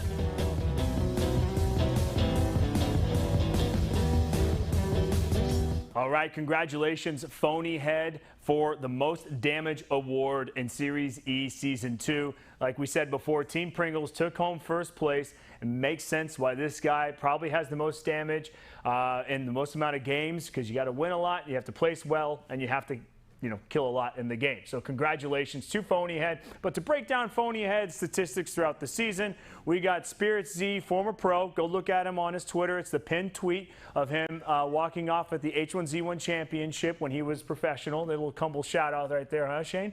And then JC, obviously. I think that was a long time ago. I think we're getting a little gray here. It's been a little while. H1Z1 League is a throwback. Yeah. It's a throwback. Yes, retired. So Spirit Z here, and obviously Phony Head on Team Pringles grabbing the damage title for Season 2. He had a huge performance last season. 208 kills, which is 4th overall. He had 177 assists, 4th overall in that category as well. And then obviously most damage, and specifically average damage per game. 836. He was the only player of any of our partner pros to eclipse that 800 mark. So it was really just an impressive season from him top to bottom. Yeah, absolutely. I mean, most damage speaks for itself. I mean, this guy was absolutely cracked throughout the whole season. I've spoken to him. I mean, at the beginning of the season, let's talk about this. He missed the first day of open night. So, let's not starting off the season. You were not allowed to miss the first day of the season. Not this season, because your team needs you, okay? So he didn't play the first day, and the first pro day, actually, so the next day he comes in, it's his debut, and absolutely popped off. So, I mean, this man is definitely one to look out for. Yeah, obviously Team Pringles, there is a reason that they won that championship in Season 2. And granted, the whole squad is cracked. Don't get me wrong. Presley and Fury are great, but the most impressive numbers across the board for that squad do come from Phony, and that damage one is really important. He is consistently putting out DPS for this team, putting them in positions to succeed, and a big reason why they were just purely the most consistent team across the board. Tyler highlighted it earlier on in the day. We kind of knew weeks in advance, just with the lead that they had built up in the standings, that they were going to take the title. They ran it all the way down, ended up winning the championship in Pringles Week, which is obviously perfect timing there. That wasn't planned whatsoever, but it worked out perfectly, and Phony, a big reason why. So huge season from him. Obviously, love to hear from him later on in the day, but great performance from Phony, our damage leader for Season 2. That is one more award out of the way, and we're going to keep the show rolling. Draft day continuing. Let's head back over to CEO and founder of Esports Arena. We got Tyler Endress ready to go. Oh, shucks. Thanks, JC. I appreciate that. Little humble brag there. No, he's right, though. Team Pringles absolutely cracked. Phony. The guy actually missed the first night, and I even think I remember him tweeting out a photo of him at his job that night, saying, can't compete, have to work tonight. So, Phony Head, man, that's got to be tough. I love the fact you're such a grinder, dude. You work, you got school, and the fact that you're competing in Series E and still just surpassing everyone when it comes to the damage realm and taking home first place. So love to support you and appreciate everything you do for Series E, as well as Presley and Fury. You guys are killing it for us. So speaking of Team Pringles, we've got them coming up next. Like I said, these guys won the championship in Season 2, right? And I think they've got a pretty good shot of taking it for Season 3 as well. The roster's the same. These guys have had a good connection with one another. They did not compete together during ALGS championships, and they were actually split, and they didn't necessarily get as far as they probably wanted to in ALGS championship, as well as Series Event. The whole roster wasn't there in Series Event, and they didn't do as well as they probably wanted to then either. So the roster is back together. All three of them going in for Season 3. I think they got a really, really good shot of taking home that championship again. But let's find out how well they did and how they earned that championship in Season 2 with a little highlight video and an interview coming up next. Go ahead, fellas, roll it. Pringles actually coming in for the third party, or surprisingly enough, they got the knock. No, it's actually the push onto 6. Now moving in, the Rockstar coming in, and it's the Gibby bubble also getting put out. The PK, though, dealing enough damage to take one member out, and it's Team Pringles now that have the number advantage. Ooh, we're taking Pringles are here as a full 3. Charlotte Phoenix are here as a full 3 as well. We have a lot of damage squads for this ring. Who's only sitting on the whites as Fury is going to try and cover for his squad. But it's going to be Team Pringles with Phony. He's the epitome of one. He's going to hold the door to heal him safely, but it looks like he's trying to trick him, being able to break the shield in time. Team Pringles. Fury takes a lot of damage. He's trying to push for this purple bolt into the 8. Phony left in this 3v1, and he should go down very shortly. Now he picks up 2. It's all up to 1 left. About to proceed as Team Liquid push in. Beautiful spray out from Presley. Takes out Knock, and they're about to get a second flanker to fall down. Team Pringles, though, will survive. Thank you so much, Tyler. Yeso back here once again. We're in the GVO zone, and I have our Season 2 Series E champions back with me. It is Team Pringles. Happy to welcome them back for Season 3. I got Presley, Phonyhead, and Fury here. Gentlemen, Fury, I'll just start with you. How are we feeling here as we get ready for the start of Season 3 in just a week? We're feeling pretty good. We had like a nice little break after LGS, and we're just ready to get back into it and have some good games, have some fun, go back for that first place. Awesome. It really has been quite a ride for you three, honestly, over the last 4 months, from qualifying for Season 2 of Series E, crushing the competition here, and winning the Season 2 championship, to all 3 of you qualifying and competing in the ALGS championship final a couple of weeks ago. Phony, how are you guys feeling right now as you look back at that stretch of time? Feeling pretty good. Looking at the Revenant, he's getting his own heirloom, so Presley has his alias Jackie Moon. We might see that come out during Season 3 of the Series E. Yeah, how are you feeling, Presley? Obviously, you competed on FYP, so the team was a little split up during ALGS, but all 3 of you made it into finals. How was that experience? I really enjoyed it. It got me a lot of I learned a lot from it, really. And I think from the beginning of Series E to now, just going through all of these tournaments, I feel like I'm way better. So I'm definitely excited to get back with Phony and Fury, and I think we're probably going to try to double the points that we had. And especially with Revenant coming out, I'm definitely going to be getting the heirloom and being just a menace to everyone. Rank, pub, whatever it has. I'm just going to abuse it, and I love it. Okay, do you feel like you can use the Revenant to the same effect on Wednesdays on those pro nights as I would assume you probably feel confident doing on Tuesdays? Oh, 100%. Okay, so you're just going to body TSM. Their reign of terror is done on pro nights, huh? Yep. Okay. They're going to be focused ahead, but we're just going to be behind them every time. All right. Hey, I love to hear it. The 2 teams that finished behind you guys in Season 2, teams Pop-Tarts and Razer, made roster changes after the season ended. But you guys stuck through the offseason, and you're looking to repeat that championship effort with the same 3 players. Besides the obvious, like winning all of Season 2, what differences do you see between yourselves and these rosters that have allowed you to continue to succeed without making changes? What do you think, Fury? Well, this is a hard question. I mean, you look at, there's some big names out, right? Pop-Tarts drops Stomps. They're bringing in Rakinishu. No more Cereal on Team Razer. And, I mean, even Team Razer had a mid-season roster change, but you guys have kept the same 3. You were really consistent throughout Season 2. Do you feel like it's something different in just kind of the way you guys operate, or do you feel like you have just found the right 3 players, kind of the right, combination of personnel here on Team Pringles, that it just continues to work? We just have like the right combination of players. Like, we have Phony, who can IGL well. All 3 of us can just shoot really well, so we can always get at least some points in the lobby. And then we just play smart, so we're just all around good, and we can make a good team. So it's probably why we just stuck together. It's definitely worked out really well. Obviously, over the last few months, there's obviously a reason why your jersey is hanging behind me here in the GVO zone of the studio. As we look forward towards Season 3, there's a ton of fresh blood coming into Series E this season, and even players competing on completely different rosters. I already mentioned Stomps out. There's other big names like Aves that we won't see competing, at least at the start of Season 3.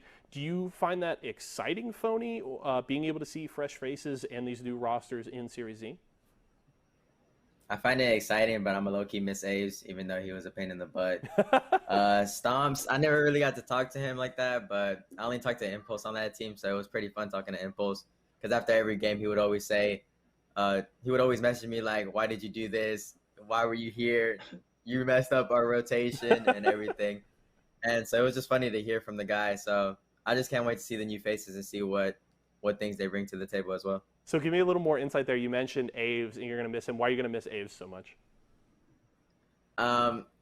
There was one time when I was doing a truck stream when I was cleaning my dad's truck, and he came in and he was like, "Yeah, clean that truck, boy." And then afterward, every time he sees me or every time he looks at me, he always says, "Are you cleaning the truck today?" Every time. He literally he starts off with that question every time. All right, good little bit of friendly banter there. We love to see it. That's awesome. We're certainly going to miss him as well. We hope, whatever he decides to do, if he comes back or not, that he is continuing to succeed. He was definitely a fun player to watch in Series E. Now, Presley, with one championship under your guys' belts, how do you guys go about not being complacent this season and ensuring that you can repeat with a championship in Season 3? It's a tough question. I know. You got to, It is. What kind of adjustments do you feel like you have to make there, or what do you have to focus on? I feel like individually we've all gotten better. So I don't think there's much adjustments that we need to do because we're all three pretty level-headed people and we realize what needs to be done. And, sometimes we all make mistakes, but I think we've minimized our mistakes, so we just really need to lock it in, I guess. So I don't really think there's much that we need to change. All right. Well, seems like Team Pringles, you guys obviously feeling confident here coming into Season 3. You were the clear-cut, best team in Season 2 and looking to have a repeat performance of that. So, gentlemen, thanks so much for joining me today. Excited to see you guys continue, and best of luck this season. Thank you.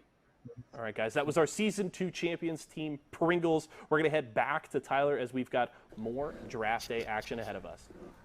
That's right. That was an hilarious interview. Thank you, JC, and thank you, Team Pringles. You guys are taking home this trophy right here for being the best team of Season 2. Clean out your dad's truck, phony. All right, that's interesting. Who was Aves? Aves was giving you a hard time for that. That's hilarious. So I'm loving to see the banter. I truly am, you guys. I think when we created Series E, we just kind of thought that maybe people would take advantage and just want to do it for the money and all that sort of stuff. But I do think that Apex Legends has a great community of players that are out there, and you top-tier players all know each other well. And I love the fact you guys love to give each other banter and trash talk. That's exactly what Series E is all about. Team Pringles ended up winning the big ticket in the end. So sorry, Aves and Team Applejacks. And sad to see you go, Aves, too, because I know it was good talking with you as well, and you were also a great interviewee as well when it comes to that. But thanking Team Pringles. We've got the sponsors, Pringles, you guys. They support us so we could support the players and all that good stuff. So please go to walmart.com/esportsarena to get all the latest and greatest Pringles flavors. You can buy cases on cases of Pringles. We all love them. Like, seriously, who doesn't actually love Pringles? If you don't like the original, then just go sour cream and onion. You don't like sour cream and onion, then just go to pizza and then make your own Pringles stack. Okay, but thanks so much to the Kellogg's team and Pringles, Gareth McGuire, and all the previous Kellogg's folks I just mentioned before. Thank you so much for your support of Series E and Esports Arena. Can't thank you guys enough. So hopefully we can continue the support for Season 3 and onward when it comes to the Kellogg's and Team Pringles.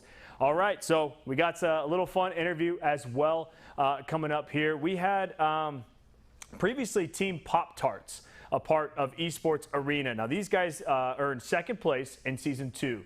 They are no longer coming back to Season 3 of Series E, and it's not because they don't want to. It's because they actually are getting signed. Now, these guys are phenomenal dudes. Farmer Lucas has been the Team Pop-Tarts dude for life. He's got Pop-Tart filling in his blood for sure. This guy is awesome, but JC is sitting down with Team Pop-Tarts, the former Team Pop-Tarts, and has a great interview lined up for us and finding out where these guys are going and why they're electing not to stay in Series E for Season 3. So go ahead, JC, take it away. All right, thank you so much, Tyler. As Tyler said, we are here with the former Team Pop-Tarts roster. I'm Yeso. I'm in the GVO zone. I've got Impulsive Dream, Farmer Lucas, and the newly minted Pop-Tarts member, Rack and Nishu here. Gentlemen, happy draft day here. Excited to have you. How are we doing today, Rack? Doing pretty good. Glad to be here. Congrats to everyone that's getting drafted today. Thanks for having us on.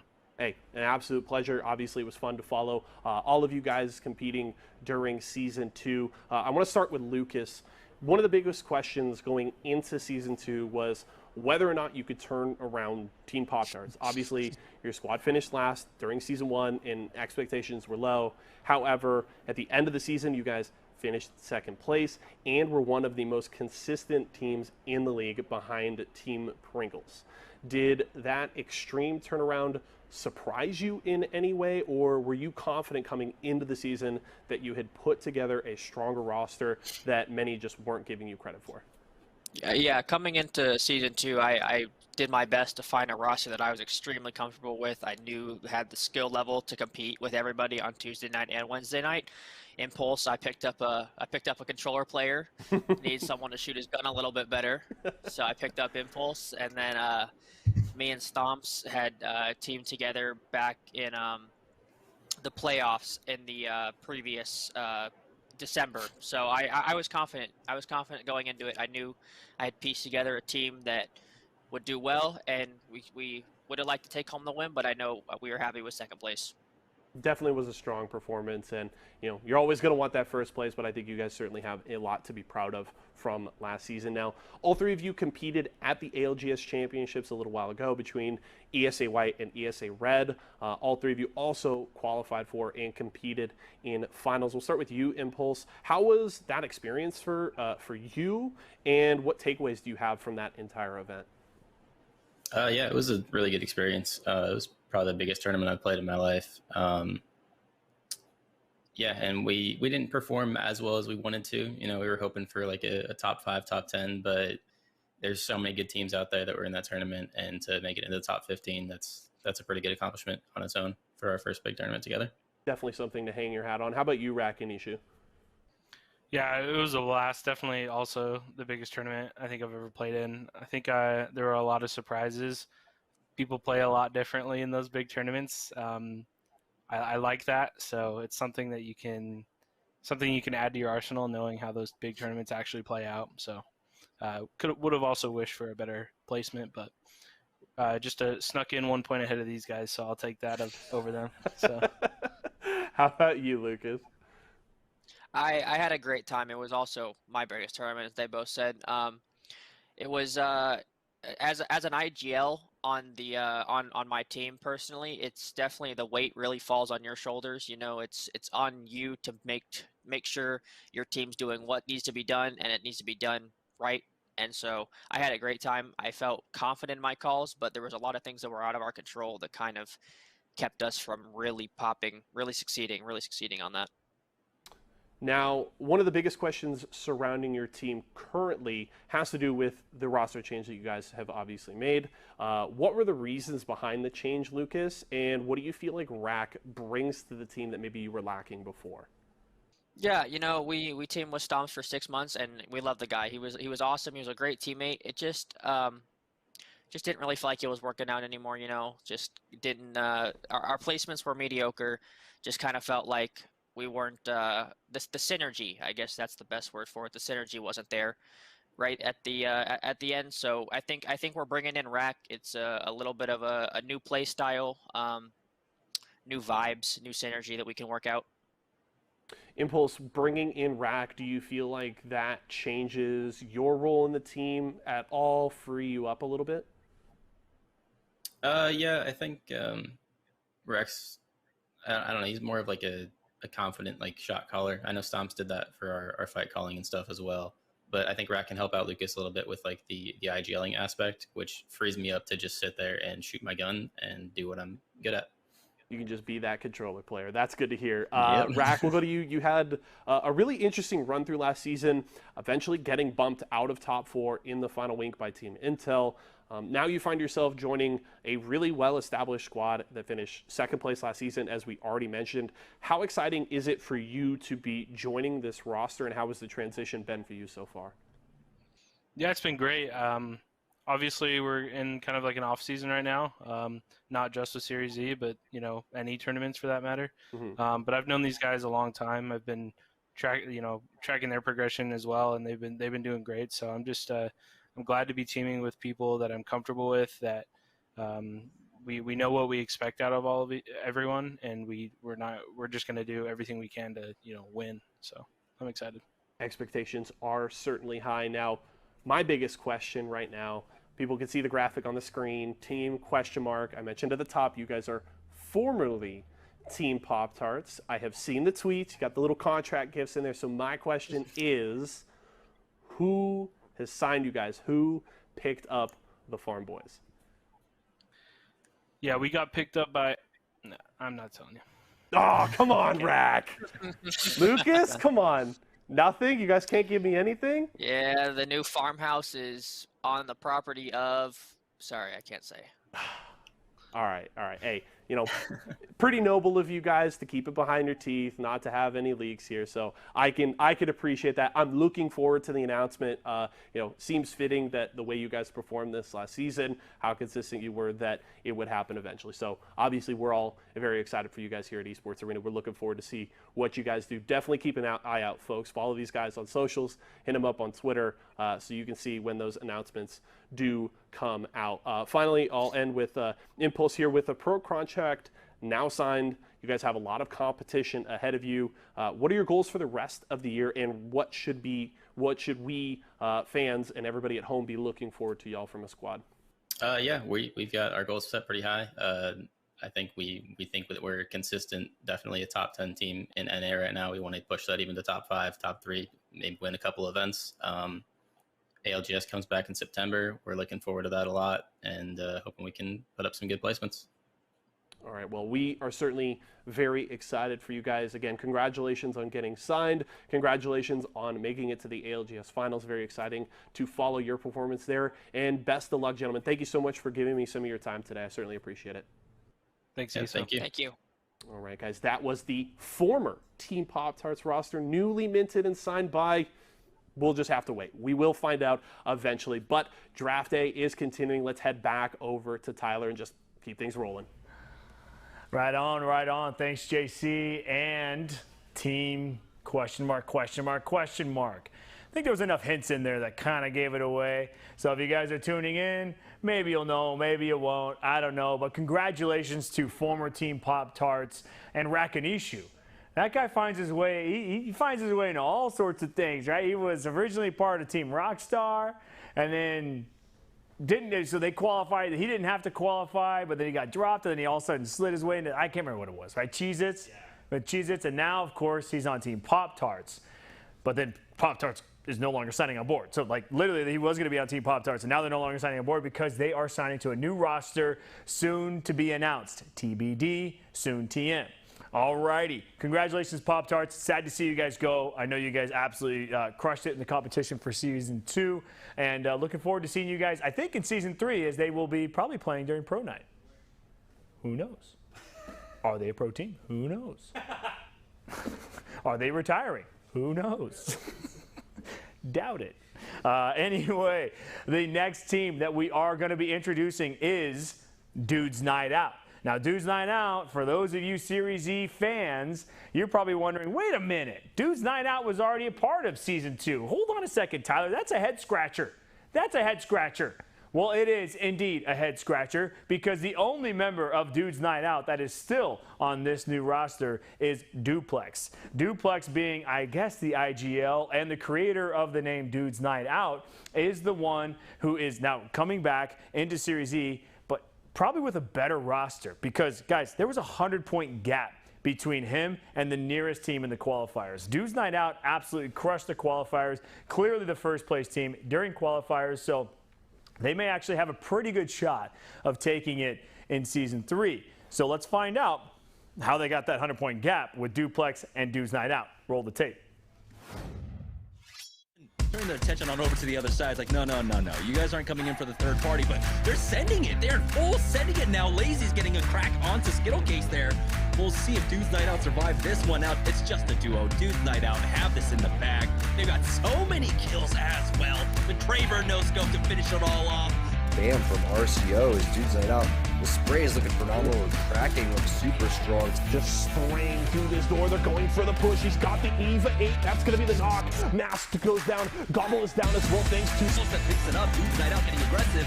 They switch on their fight now as they go on out. It's all up to Verhulst here left in this. Aggression being punished in this final game. That's going to be Dude's Night Out finishing another. Should be a full fight now. Dude's Night Out though, trying to corner them. We do have scans coming down from Verhulst as he does push forward. But Dude's Night Out are not giving up quite yet. They're running out, and Mollis will go down. Dude picks it up with the R301, finds a second onto Silence, and now it's the 1v3. Dude's Night Out. Awesome video there to take a look at what we saw from Dude's Night Out as they qualified for Season 3. And thank you, Tyler, for the fantastic introduction of our next team. It is Dude's Night Out, and they join me right now on Season 3 Draft Day. I got Verhulst, Skittlecakes, and Duplex joining me here today. Gentlemen, welcome. Happy Draft Day. Duplex getting to do it once again. You've gone through this before, but how does it feel to be back now with a new squad? Feels great. I'm glad to be back with this new squad I picked out. They're wonderful teammates, and they're both fraggers. Hey, that's good. That's good. We're excited to have you back. Skittlecakes, I want to go to you first here. Your squad was the clear-cut best team in the Season 3 qualifiers. Tyler already mentioned it in his introduction. You had just below a 100-point gap between first and second place, which was Team XOXO. Were you surprised by that result, or did you come in thinking we're just going to blow everybody out of the water? Nah, I wasn't really surprised. Telling from the lobbies that we were in, I could clearly tell we were the best team competing, and we clearly showed that. Now, Dupe, you're back again, obviously with a very different roster, right? It was yourself, Rolders, and Aves last season. Now you've got Skittlecakes and Verhulst here. Those are some big shoes to fill, certainly, but what excites you about these two? You mentioned that they're fraggers. What else do you feel like that they bring to the table where you feel like you can succeed this season? Well, individually, I chose them because I didn't want to micromanage anybody, so both of my teammates can think for themselves in any situation, and they're just fraggers. They don't miss. Okay, so we don't need any Puppet Master Duplex this season. We got a couple of extra brains on the team this time around, so that is certainly good. Verhulst, how valuable is it then for you and Skittlecakes to have a teammate like Duplex who has such a ton of experience, obviously competing in ALGS as well as his experience in Series E? Oh, that's awesome. It's really comforting knowing that I have a teammate that's been in ALGS finals. He has a ton of tournament experience, and he's just a freak at the game. So I'm super happy to have him on the team. I love it. Duplex is a freak. He had some awesome stats last season. He's looking to do it here once again. Before I send you guys to Tyler Dupe, I want to ask you, obviously, you were Team Applejacks Jumbo Snacks last season. That brand off the board. You won't be Applejacks again this time around. Splash also taken as well. Is there a certain brand that maybe you were hoping for last season you're looking to jump on with this season? Maybe Rockstar. Ooh, I really like the Rockstar. Okay. That's definitely a big brand, obviously. Fitz, Tyler may have some answers for you here. He may make or break some dreams. So let's go back to Tyler to see what brand you guys are going to be representing this season. Yeah, exactly. I set you up last time. I was like, hey, make sure don't ask that question. And then you did it to me again. No, it's all good, though, fellas. Good to see you back, Dupe. And seems like these guys, man, every team here is just confident. They're confident they're taking #1. I love it. And I love the trash talk. I love seeing these fellas basically thinking they're going to get the first place. All right, so if you guys, I'm hoping you've been tuning into Draft Day, you obviously should know how this is going to work out. A couple seasons ago, we did something different. Dupe, you were Team Applejacks last season. Now you're looking for Rockstar. I can either make or crush dreams. Who knows? Doesn't matter. You're going to be happy regardless because these awesome 9 brands, doesn't matter who you're supporting. You know that these brands are all sick in general. But regardless, it was pretty funny, though, your interview with Applejacks last season. You eat Applejacks Jumbo Snacks like what? You said with your brother. You said like in the parking lot. You said during Series E when you sent people back to the lobby. Like, I love that shit. That was good stuff, man. So hopefully you can continue to bring us more content with your new team. But fellas, please try to guess the slogan that's going to be coming up here in a second. The Wheel of Fortune. Oh, it's a big one.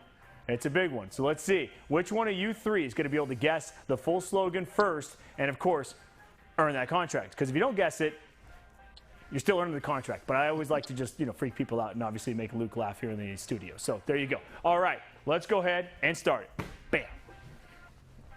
Bam. There you go. That's an R. That's an E. E. Can't guess it. Come on, boys. Unleash. Oh. Unleash your. Oh.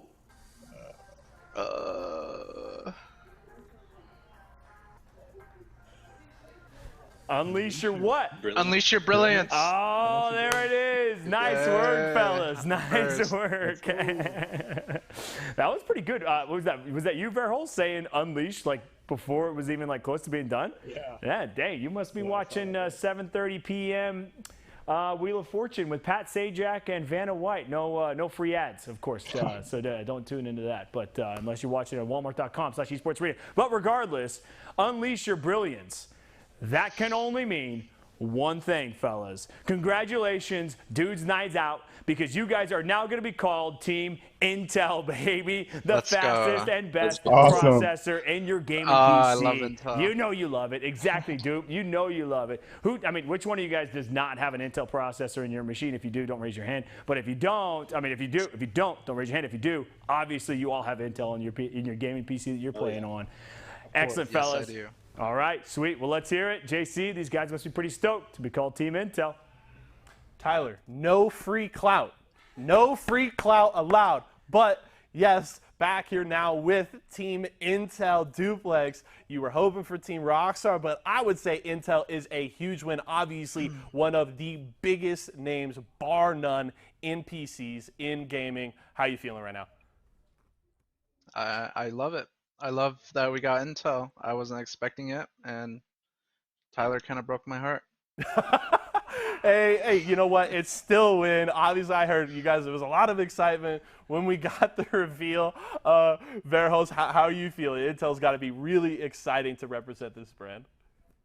I'm pumped, dude. I love Intel. Intel processors are the best. I mean, hey, best in the game, Skittle Cakes. Intel, we talked about 6 earlier in the day. I believe we have an interview with them a little later. I think they're going to be joining me. There's some big shoes to fill, though. Obviously, it was announced earlier on today that they signed with Ghost Gaming. They got into the top 4 with a late season push, so there's some big shoes to fill. But obviously, you guys had a strong performance in qualifiers. Do you feel like you guys can be the new greatest Team Intel roster we've seen? I think we could be. 100%. And Skittle Cakes, Dupe. oh, my bad. What do you got, Skittle Cakes? Come on. I scuffed it. Give me the hype. 100% we can. We showed in the qualifiers that we're the top team out there, and we're hoping to do the exact same thing this season. All right, Dupe, I know you wanted to get in there. What are your thoughts? And then I also want to hear, you guys, obviously, everybody's got big supporters behind them. Do you have any shout-outs you want to give as well here before we kick off Season 3? Shout outs to my family and friends. They're always watching and they always support what I do. Shout out to my teammates. They're great fraggers, and shout out Panders and them for getting signed. Yeah, shout out to Pandas and the boys for getting out of the way so the Dupe and Dudes Night Out could take over Team Intel. Skittle Cakes, any shout outs you want to give here today? Just shout out to my family and friends, to my teammates, and thank you to Dupe for inviting me to play on the team. All right, definitely a clutch invite there from Dupe. Verhos, I'll leave it to you here for last. Any shout-outs you want to give here as you start your journey under the Team Intel banner? I want to give a big shout-out to my fam. They're actually watching downstairs right now on the big screen, so hi, Verhos family. Give them a huge shout-out. Hey, hope you're enjoying the show. Verhos looking good on camera, right? The whole squad. Gorgeous. These guys looking great. They are now Team Intel. Gentlemen, thank you so much for joining me today. Best of luck this season. Looking forward. You got some big shoes to fill. So that was now the newly minted Team Intel roster. Look at that. Look at that. They're looking great. Shout out to Dreidel awesome, and everybody who helped us out putting together these great assets, these art. They're looking gorgeous. Team Intel looking good this season. Big shoes to fill. Let's go back to Tyler, though. We got more draft day content coming your way. Let's head that way. I don't know, JC. I think Intel 6, the lead singer of Blink 182, is going to have an issue with that comment that you just mentioned. 6, if you're in the chat, love you, brother, and congrats on the new sign, my man. I appreciate that. That was a great interview, and what's up, Verholz family? Thanks for tuning in on the big screen. I love it. I love that sort of like Twitch, YouTube, live streaming hits the big hits the big screens now. It's no longer just on your phone or on a computer. Like this is entertainment, and I appreciate you guys and your support and everything. And good luck, Team Intel, Verholz, Dupe, and oh man, I always forget one player. I can't. Verholz, Dupe, Skittle Cakes. Thank you. Thank you. All right, fellas, good luck to you guys this upcoming season. Team Intel, big shoes to fill. Like we said, Team Intel was ESA Black in the ALGS finals this past couple weekends ago, and those guys ended up taking 2 wins. Before I get into that, before we actually go to the next interview, got to thank the Intel family. We got Tim Clark, Kerry Friedman, Lisa Thompson. Thank you guys so much for your support and the continued support that I know you guys know what I'm talking about. We have a lot of great things with Intel coming up, you guys, that's in the future at our new headquarters and all new Walmarts. And if you guys seriously need the latest and greatest processor, you are obviously shopping Intel. Please support Intel. Go to esports or go to walmart.com/esportsarena. That's where you need to buy your latest i7, your latest i9. It doesn't matter. That's the best gaming processor in the game. I think my mic's cutting out, which means the battery is dead on it. So I'm going to kick it over to this awesome interview that we had with previous Team Intel and how their experience was in the ALGS championship that they had not too long ago. So JC, go ahead and take it away. Awesome. Thank you so much, Tyler. Yezo here, back in the GVO zone, and we are joined by Ghost Gaming, previously the Team Intel roster. I've got 6, Metro to Goat, and Panders here with me today. Gentlemen, thanks so much for joining me. Welcome. How are we feeling? I'm doing great, man. Awesome. Yeah. Good. Very good. Happy to have you guys here. To start things off, I want to go back to the first half of Season 2 of Series Z. You guys had a difficult start to the season. You were sitting in the bottom half of the standings for the partner squads. When you think back to the first half of that Season 6 and your expectations going into it, were you guys surprised by the rough start? Were you discouraged by the struggles that you were having as a team? It definitely caused a lot of grief within our own team, obviously. What was happening was we were nonstop 50-50. We were planning on trying to fight for a spot that I had a long time ago that obviously you saw Team Cheez-It was staying in for quite some time. I had moved a while back.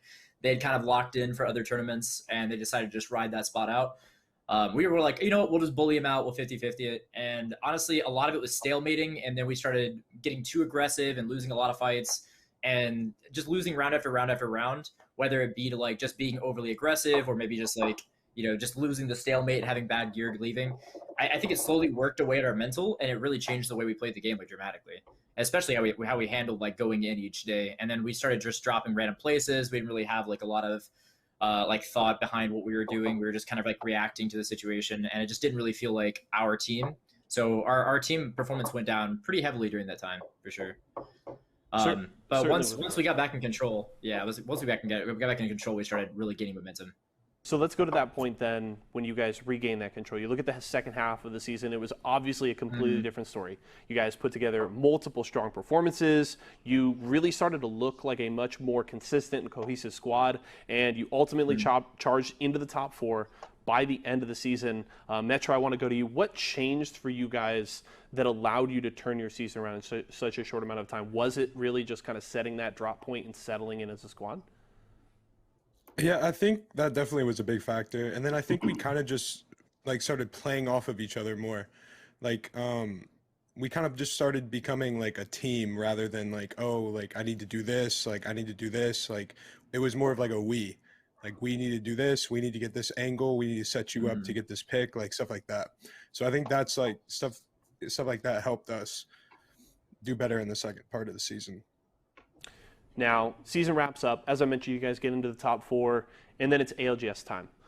You guys finished third in your group behind pre-tournament favorite NRG and the eventual champions Kanji, despite what was a pretty disastrous second day in groups. You went on to finish 8th overall with, in my opinion, one of the most impressive performances in finals. And obviously you guys were the only team to win 2 games on the day during finals.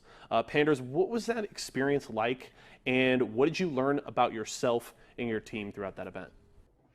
I learned that we can beat. Obviously your mental is going to be pretty messed up when you have a 7-point day, and I learned that my team and I can really bring it back when it actually matters for that. So that also, yeah, that was good. Metro, what did you kind of take away from that whole experience personally?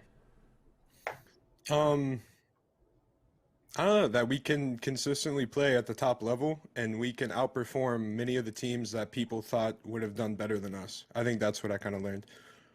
Six, did you feel like that was maybe the start of your team getting maybe the recognition that you feel like you deserve?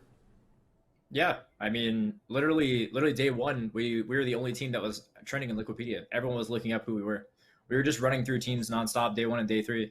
Day 2, we had a really rough day, but day 1 and day 3, I mean, we were spam DMs, spam notifications on Twitter. Literally everyone was yelling your name out, which is awesome. It was really cool. Yeah, and I mean, when you look at a tournament with that many games, right, you ended up playing 27 overall. I mean, you could just look at Cloud9, who finished second in the tournament.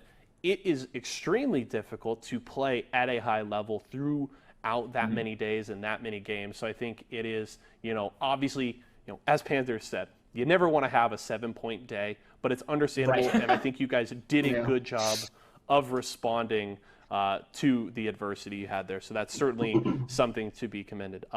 Obviously, the most exciting news for us here today in regards to you guys is that you've signed with Ghost Gaming.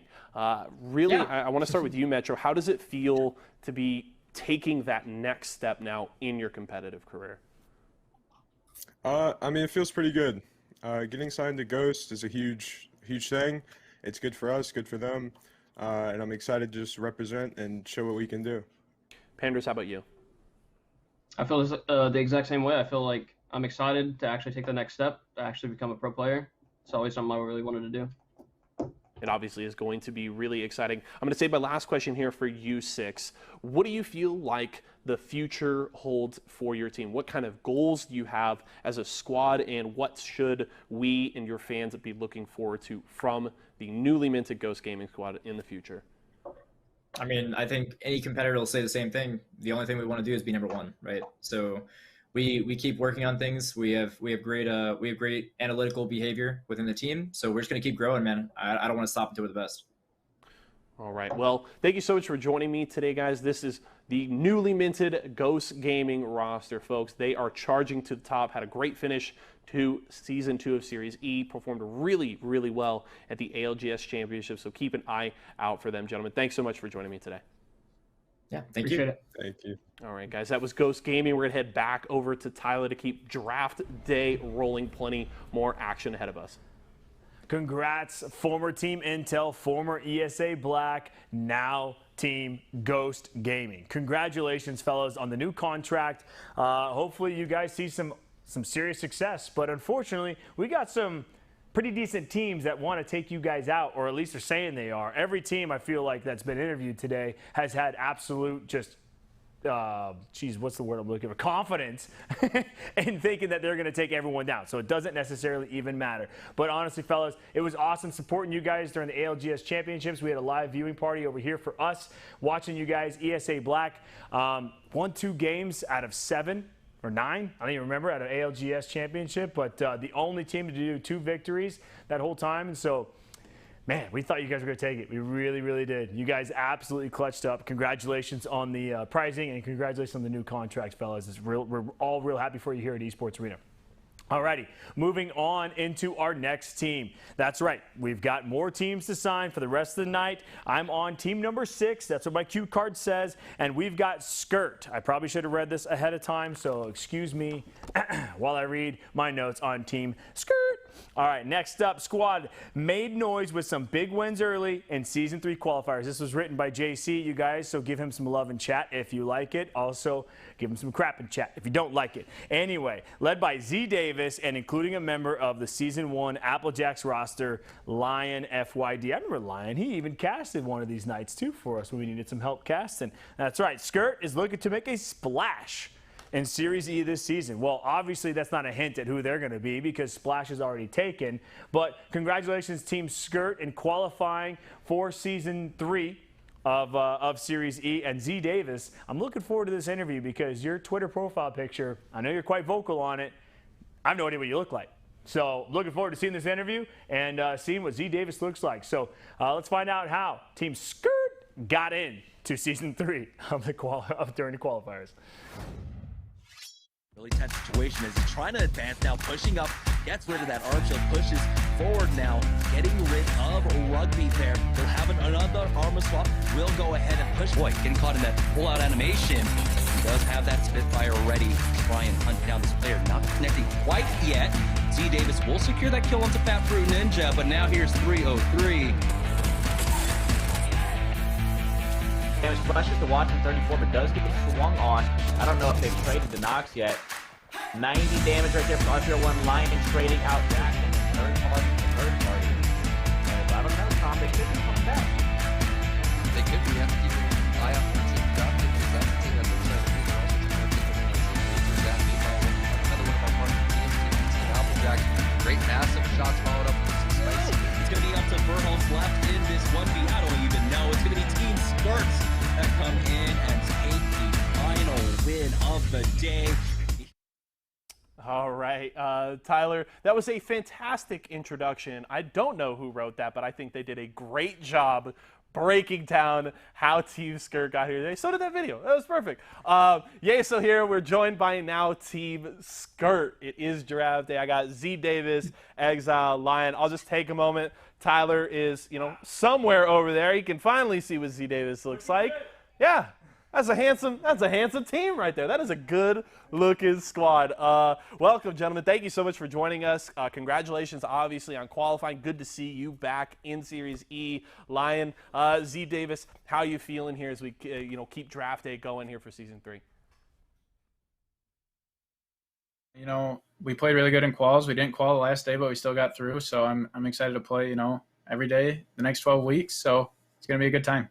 Yeah, it's definitely going to be a journey. You got 12 weeks ahead of you. Exile, getting into Series E now. You got a good squad here, but it was a bit of a tough journey through qualifiers. You guys had some strong games, but you kind of just snuck in to Series E. But, I guess in the grand scheme of things, it doesn't matter how. It's just how many you got in. But how do you feel now starting the season after what was a difficult push through qualifiers? I feel pretty good. Obviously, we have a new third. We have Lion, so I definitely feel confident, and I know Z Davis and I feel confident together with Lion as our third going into this season. So keep an eye out for us. We're gonna be doing some big things here.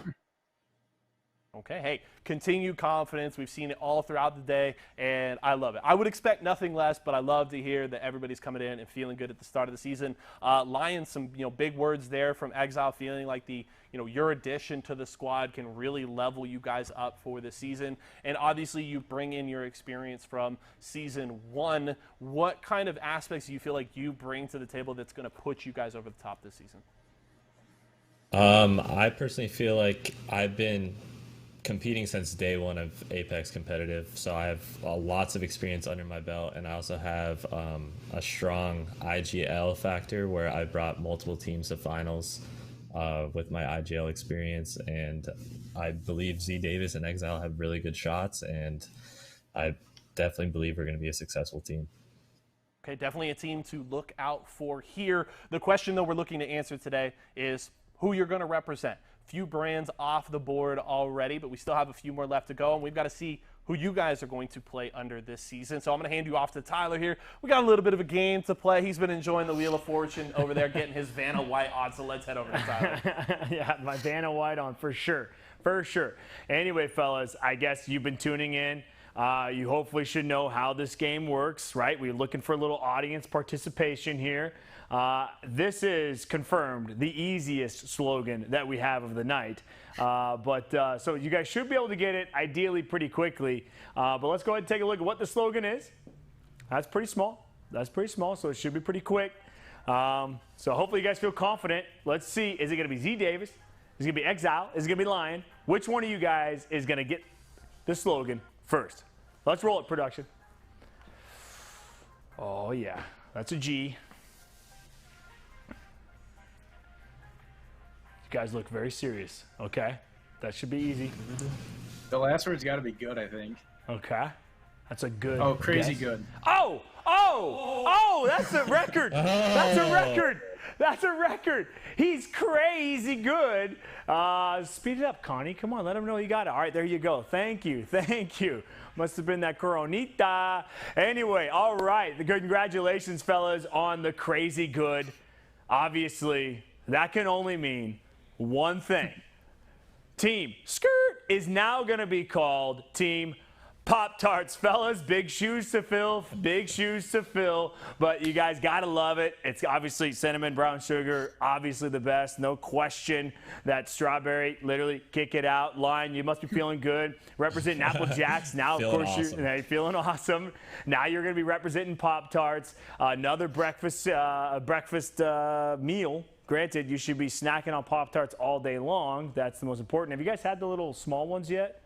You guys should get those little Pop-Tarts bites. Yeah, those are delicious. Literally, cinnamon brown sugar, the best, no question about it. Anyway, JC, what's their favorite Pop-Tarts flavor? Find out. That is a very good question. Lion, I'll put it to you first. Obviously, got to be excited to represent this brand. What's your favorite Pop-Tarts flavor, and how does it feel to be representing just a crazy, huge brand like Pop-Tarts? My favorite is gonna have to go with the fudge. Ooh, okay. And it feels amazing. Like, I'm extremely thankful for this opportunity, and I'm at a loss for words, to be honest. I don't know.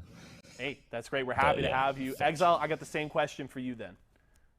My favorite flavor definitely has to be brown sugar. It's always been my favorite, and it always will be. Anybody who says anything else is wrong. Okay. Hey, going with one of the OGs. I can appreciate that. I'm more of a frosted strawberry man, so I guess I'm wrong, but that's okay. Z Davis, how about yourself? It's got to feel awesome here to be playing now under that Pop-Tarts banner. Yeah, it feels really good. Sorry to disappoint Tyler, but my favorite flavor is going to be strawberry. My man. Great choice. He's good looking. He's got good taste. My question is, okay, Exile, I need to know, is Z Davis as cracked in the server as he is at the Wheel of Fortune game? Yes, he is. He is. Okay. I got high expectations. Tyler was hyping up. He's got great Twitter game as well. Apparently, I'm going to have to make sure I throw you a follow. The one big question I have for you guys, Tyler highlighted it earlier on in the day when he was talking about kind of the history of Team Pop-Tarts. We had a last place Team Pop-Tarts in Season 1. And in Season 2, we had one of the most consistent teams in the league, and they finished in second. So, Lion, I think I know your answer, but are we getting a Season 1 Pop-Tarts or a Season 2 Pop-Tarts this time around? Season 2 all the way, but better yet, you're getting a Season 3, getting that first place. Okay, coming for Team Pringles. Okay, hey, that's a big challenge. That's a really good squad. They're returning with the full lineup, so that's a challenge. But, I mean, Z Davis coming in. Obviously, we talked a little earlier about the addition of Lion and how that changes the roster. Do you feel like it's going to be tight between y'all and Pringles, or are you just like, nah, we're going to smoke them. We're easily stealing first? No, this is an easy first. You know, I played Fear in the range the past couple of days. I've been rolling him. He's kind of free cash, so it's gonna be dubs only here. Yes, I love it. Okay, Exile. Hey, you got any more spice for me? You guys have been really bringing the heat so far. Other than we have some pretty small shoes to fill. Obviously, Impulse is like 5'7" or something like that, and I don't know how tall Lucas is or Rack, but we're going to do big things as Pop-Tarts coming into Season 3. So, like I said, keep an eye out for us. We're definitely keeping an eye on you guys. Tyler trying to look at him. He's trying to keep it together there at the moment. I love it. Gentlemen, Bringing the heat. Okay, I'm going to have to tone it down just a little bit here at the end. I want to give you guys the opportunity. We'll start with Z Davis. Any shout-outs to supporters, maybe your family and stuff that you want to give here before we go? Yeah, shout out to, my family, my friends. I know Impulse and all of them, all those guys. Shout out to my 3 buddies, Colin, Tanner, and Austin. They've been there for me the entire way, so I'm just showing up now. So love it. Exile, how about yourself? Shout out to my family, friends, everybody who's been here since day one supporting me.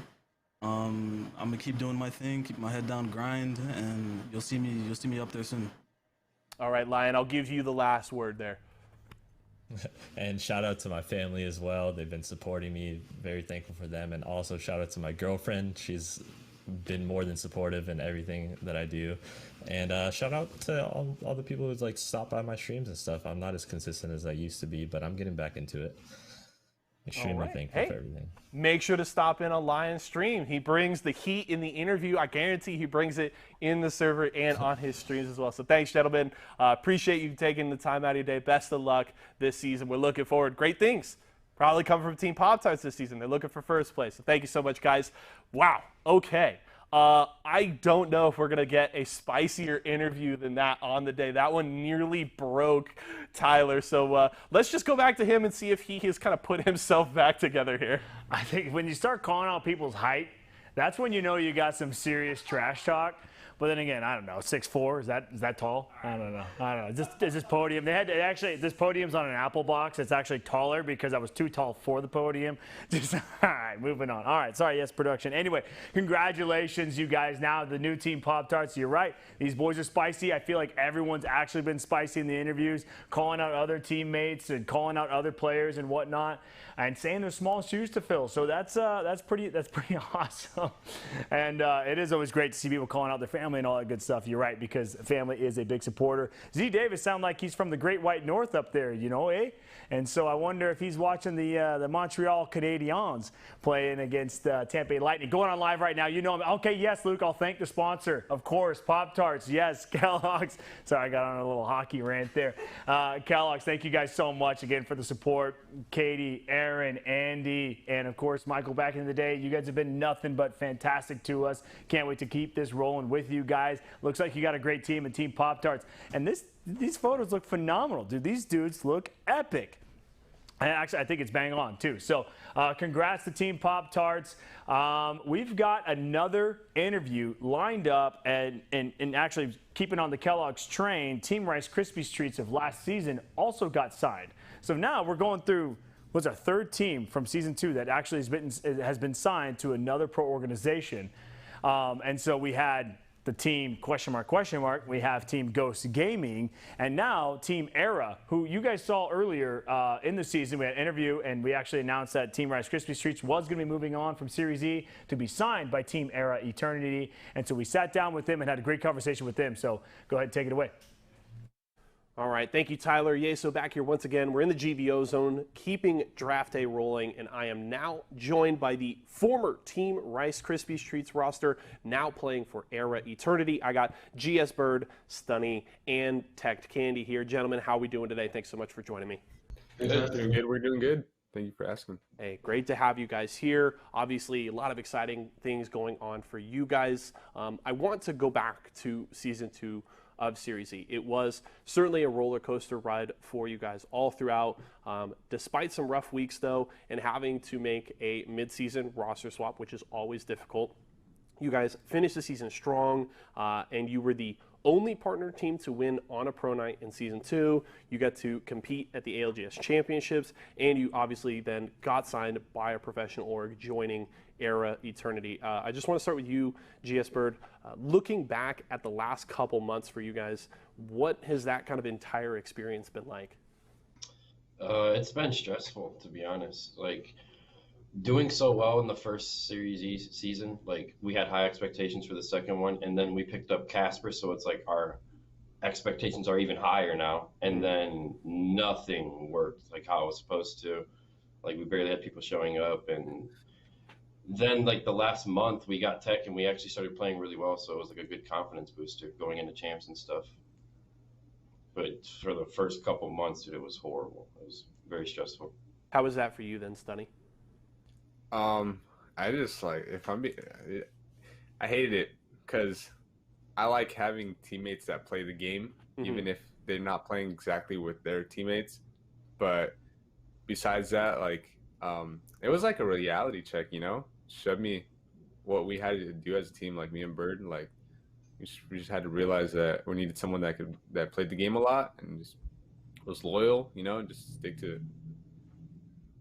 Now, for you, Ted Candy, obviously you came into this team in the middle of the season. You had big shoes to fill, right? Casper is certainly a big name, and this was a team that was in kind of dire straits at that point in the season. You had to come in and kind of help them, be a part of bringing them back to prominence. What was that experience like for you, having to come in the clutch and get things rolling once again? It was I met Stunny from a close friend, so being on his team was definitely a good opportunity, and to see how they, were struggling at the start. I was watching them throughout the season, and to get that opportunity to play with them, really got to feel the position there to at least have a foundation for a team. So it's worked out well between us. I love playing with them. So that's awesome to hear. Now, I want to look back specifically at the ALGS Championships. You guys were in Group A with Alpine Esports and Space Station Gaming, as well as some familiar faces on ESA White and Obey Alliance. While things didn't quite go your way in the group stage, Stunny, what takeaways do you have from that entire experience at the tournament? It showed me how much chemistry can change a team. It showed me a lot how much difference one player can make. And it also showed us what me and Bird had to work on as a duo. It's a duo that have been playing together for so long. But overall, it just showed me how much of a difference that one player can make in playing with them, Definitely. GS Bird, how has the adjustment been for you now? Obviously, you've signed with Era Eternity very recently. How has it been for you three moving from being unsigned players to now being a part of a big org like Era? Expectations. I'm like my own biggest critic, so I need to do well all the time, no matter what. So that's one of the big things. I just want to prove to them that they definitely signed the right team. That's all. The turnaround has obviously been kind of the quickest for you, as you weren't a part of the roster, jumped in midway in Season 2, and then all of a sudden by the end of the season, you're getting signed. How has that entire quick run been for you? Definitely. I've been looking forward to getting at least a position. So definitely all the practice has paid off for now. But it's just the beginning, Just because we got a good team, doesn't mean that it's just gonna be easy from here on out. So I trust these guys. They trust me. So it's gonna be nice. Still plenty of work to do, but excited to see what comes. Stunny, I'll finish with you here. Getting into the summer now, Season 3 is starting for Series E. ALGS will kick back up again in September. For yourself and the team as a whole, what are your goals and expectations here for the rest of 2021? Goals is find roles, fill those roles, develop more trust, figure out how we fight together, and find consistency. Those are the three main goals that we have right now. Seems pretty straightforward to me. Obviously, won't be easy, but I have been impressed by the come up that you guys have had over the last couple of months. Obviously, very excited to see that you guys got signed, and looking forward to seeing more from all three of you. So thank you so much for taking some time out of your day to join me here. Certainly appreciate it, and best of luck in the future. We're definitely going to be keeping an eye on you guys. Appreciate you having us. Thank you. All right, guys, that was the Era Eternity roster, formerly of Team Rice Krispies Treats. We're going to keep things rolling with Draft Day, as we got plenty more to come, so let's head back over to Tyler to keep it going. Thank you so much, JC, and congrats again to the team, former Team Rice Krispies Treats, now Team Era Eternity. Everyone was telling me that apparently, Brandon, you're in chat, and I'd love to golf, man, next weekend. That sounds fun. I'll be in town. Am I not allowed to talk about this? Sorry, they're telling me to keep it professional. So anyway, but shout out to you guys. Thanks, thanks so much. Anyway, so guys, look, that is what Series E is all about. Those stories like that are incredible for us to see. It's awesome to see that these teams do get signed and they get to play professionally, because that's our dream. That was my dream, to like sign up and be a professional esports player for Halo back in the day.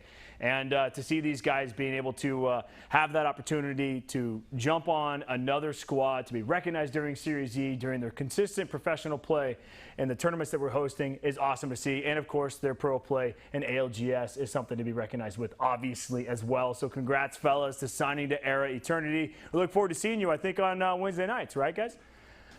Probably. Yes. Thank you. All right, there we go. That's the support in the studio that I need right there. Anyway, moving on.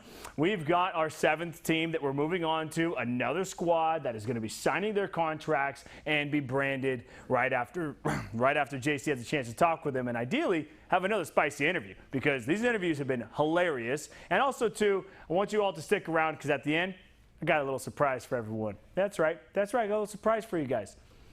You call my bluff? All right, call my bluff. It's all good. I got a surprise at the end of this, so obviously stay tuned at the very end here. But regardless, it is now time for Team FMS. They are the ones that we're focusing on right now. They snuck their way into qualifiers and confirmed that spot for Season 3 of Series E. But obviously, I'm not the one that's going to do the best talking about them. They're going to do the best talking about themselves, but also the video is going to show you little highlights of how they qualified for Season 3 of Series E. Take it away. Time around, we jump over to FMS as they're looking for a fight here. Ballas with that EVA 8 trying to get some damage down. They're getting pushed, and it appears multiple different directions as there's a defensive compartment and they're looking to finish off some kills. Yeah, just fighting on the edges. This is what I wanted to see out of him. He's hitting a medkit through a defensive compartment, and Shroom is having to go back and forth. And oh man, some good shots, but Moon isn't going to live. Oh no, they get finished off, but so do CHR. It's BRS versus Team Skirt here. Team Skirt, behind their time, they didn't see much of them throughout this game. Silence is golden, never mind. These different squads coming up. Rizuki tries to go out for the peak. It's FMS that's on the other side of this one, and FMS will take the win here in game number 4. All right, an awesome look there at how FMS made it into Series E. Thank you, Tyler. Another great introduction there. The show just rolling on as we continue draft day for Season 3. I am now joined by that FMS roster that Tyler introduced. I got Mollis, Silenced is Golden, and Finicky here with me today. Gentlemen, welcome. Obviously an exciting day, joining Series E, joining up with a big brand that you will represent this season. Finicky, how does it feel to really be starting this journey? It feels really good. You know, I've had a lot of different teammates in comp, and it's really awesome to be able to play with Golden, who's been a friend of mine for a really long time, and then the same with Mollis. Mollis has been known for a long time as well. So just being able to play with both of them has just been really good. It's been a good time. That's good. Hey, you know, obviously there's a lot of great things about playing in Series E, the competition, getting paid, the opportunities, but really it just matters in the end if you guys are having fun, coming in and enjoying every single week. So that is certainly important. Golden, how are you feeling today? Obviously a very important day for y'all. I'm very excited. I think we're all excited to find out, you know, who we're sponsored by. We're a new team, looking forward to playing all these future tournaments, and I think we're just really excited. That's good to hear. Mollis, how about yourself? What kind of things do you have on your mind as we, you know, get ready to kick off the season a week from now? I'm just excited, man, to kick off the season, play with these guys, and improve throughout the season. All right, definitely big shoes to fill. We had a very competitive Season 2, and you guys are going to have a very tough task. A lot of big teams here. Now, Finicky, I want to come to you. You guys finished 5th in the qualifiers this season behind squads like Dudes Night Out, XOXO, Vets Are Us. How do you feel about your performance in qualifiers, and do you feel like you guys have anything to prove coming into this season? It's a good question. Yeah, I think we kind of started off slow. We didn't really understand the whole ESA process really. We just kind of playing qualifiers to get practice because we were just a brand new squad, and we still are a pretty young squad. So I think with qualifiers, it was our first time playing together, so we didn't really know, how to play well off of each other, but eventually we got it down, and I feel like we've done a really good job since the qualifiers and stuff. And we're just continuing to grow as a team. I think we've done really, really well. Okay, Golden, I will make sure we kind of have some alarms set up so you guys know what time you're supposed to show up. We'll drop the schedule. You know, we'll do a whole little whiteboard breakdown for you guys so everybody knows what the plan is when things kick off next week. For you, Golden, what is the most exciting part about getting to compete in Series E and having this opportunity? I think for me, I just love to play, and just to do it at this level is something I've been wanting to do for a long time. Mollis, you guys are going to have the opportunity on Wednesday nights when we have pro nights. You're going to be competing against the likes of the TSMs, CLGs, Team Liquid, C9, and more. These are obviously extremely historic and well-known names in the esports space. Is there one you're keeping an eye on? Maybe, you know, you want to be that new squad to push TSM off the drop and wipe them, or is there one of those pro squads maybe you're looking out for this season? I don't know if there's anybody in particular that we're really looking out for. Right now we're dropping on-site, so I think Wally Catchers is the most well-known team right now that lands launched, to my belief. So that's maybe a team that we're looking out to contest. Other than that, I don't think there's really anybody in particular that's on our minds right now. Hey, that's good. You guys seem confident. You seem ready to go. We've got 3 brands left on the docket, all right? You guys are number 7 on the list. It's still Rockstar, Cheez-It, and Rice Krispies Treats left on deck, and you guys are going to represent one of those 3. So Tyler has got his game ready to go. We got some slogans for you guys, so let's have a little fun. Let's see who you're going to represent this season. And Tyler, let's be clear, I did not ask who they want this time. You didn't want me to. I stopped, okay? It was close. It was absolutely close because I literally went over there to go grab a drink thinking you were going to ask them the question. I was like, oh, I got time to ask that for this absolute question right now. But regardless, we are looking forward, fellas, to seeing who you guys are going to be signed by. Team FMS, Finicky. Okay, that makes sense. Have we already had a Team FMS before? SMS? I can't remember, but it is always, it's funny, it's always the initials of the team itself. THT we had. That was one of them. And that one made sense. Anyway, so fellas, you've been watching, I hope. So you know the game itself. You know Wheel of Fortune. Obviously, Pat Sajak, Vanna White, no free ads. But regardless, that's what we're doing here, Wheel of Fortune. So let's go ahead and get the phrase, the slogan on the board. That's a big one. That's a big one. Finicky, Silence Golden, Mollis. Yeah. You guys get a little nervous here. That's all right, though. If you don't guess it, you're still getting your contract. But please, just try to guess the phrase before it happens. Just play along, fellas. So, all right, production, let's go ahead and see what this slogan's going to be. Roll it. All right, that's an A. Oh, and a period. Holy smokes, going so fast, Connie. Slow it down. I think you got on too much speed. Jesus. Cheesy something. Okay. Cheesy, crunchy satisfaction. Boom! Right there. Who was that? Who said that? Which one of you guys said that? Mullis? Oh, Finicky said it. All right. Cheesy, crunchy, satisfaction. You guys obviously know that could... Wait, I thought Intel already passed. Oh, that's a good one, Tyler. Nice. That's a good one. Thanks, man. Appreciate that. I had everyone rolling with that one. Anyway, all right, fellas. That can only mean one thing. Team FMS is now going to be called Team Cheez-Its, fellas. Congratulations. You got big shoes to fill. Obviously, who doesn't love Cheez-Its? The white cheddar's phenomenal. The classic's phenomenal. And they got the new snapped Cheez-Its. You fellas got to eat the snap. We're sending you a massive care package full of Cheez-Its. Literally, you're going to have Cheez-Its to feed yourselves and your family for the next 3 years if you only eat one Cheez-It a day. So anyway, JC, tell them how, or let's find out how good they feel about now being called Team Cheez-It. I was going to have to say we're going to have to put a monstrous asterisk at the end of that, Tyler. I don't know that we're setting up that many Cheez-It. Congratulations, we're here with the newly minted Team Cheez-It roster. Finicky with the clutch guess there. Cheesy, crunchy, satisfaction. I will say we got some good mood lighting in the background here for Finicky and Mollis. We're just going to have to change. We're going to have to get a little red, little orange in the background for you guys now. Yeah. There's a sign with my name on that, so I realized it's probably too bright for this. That's okay. Hey, you're looking good. A little bit of mood lighting. It's looking clean on the show.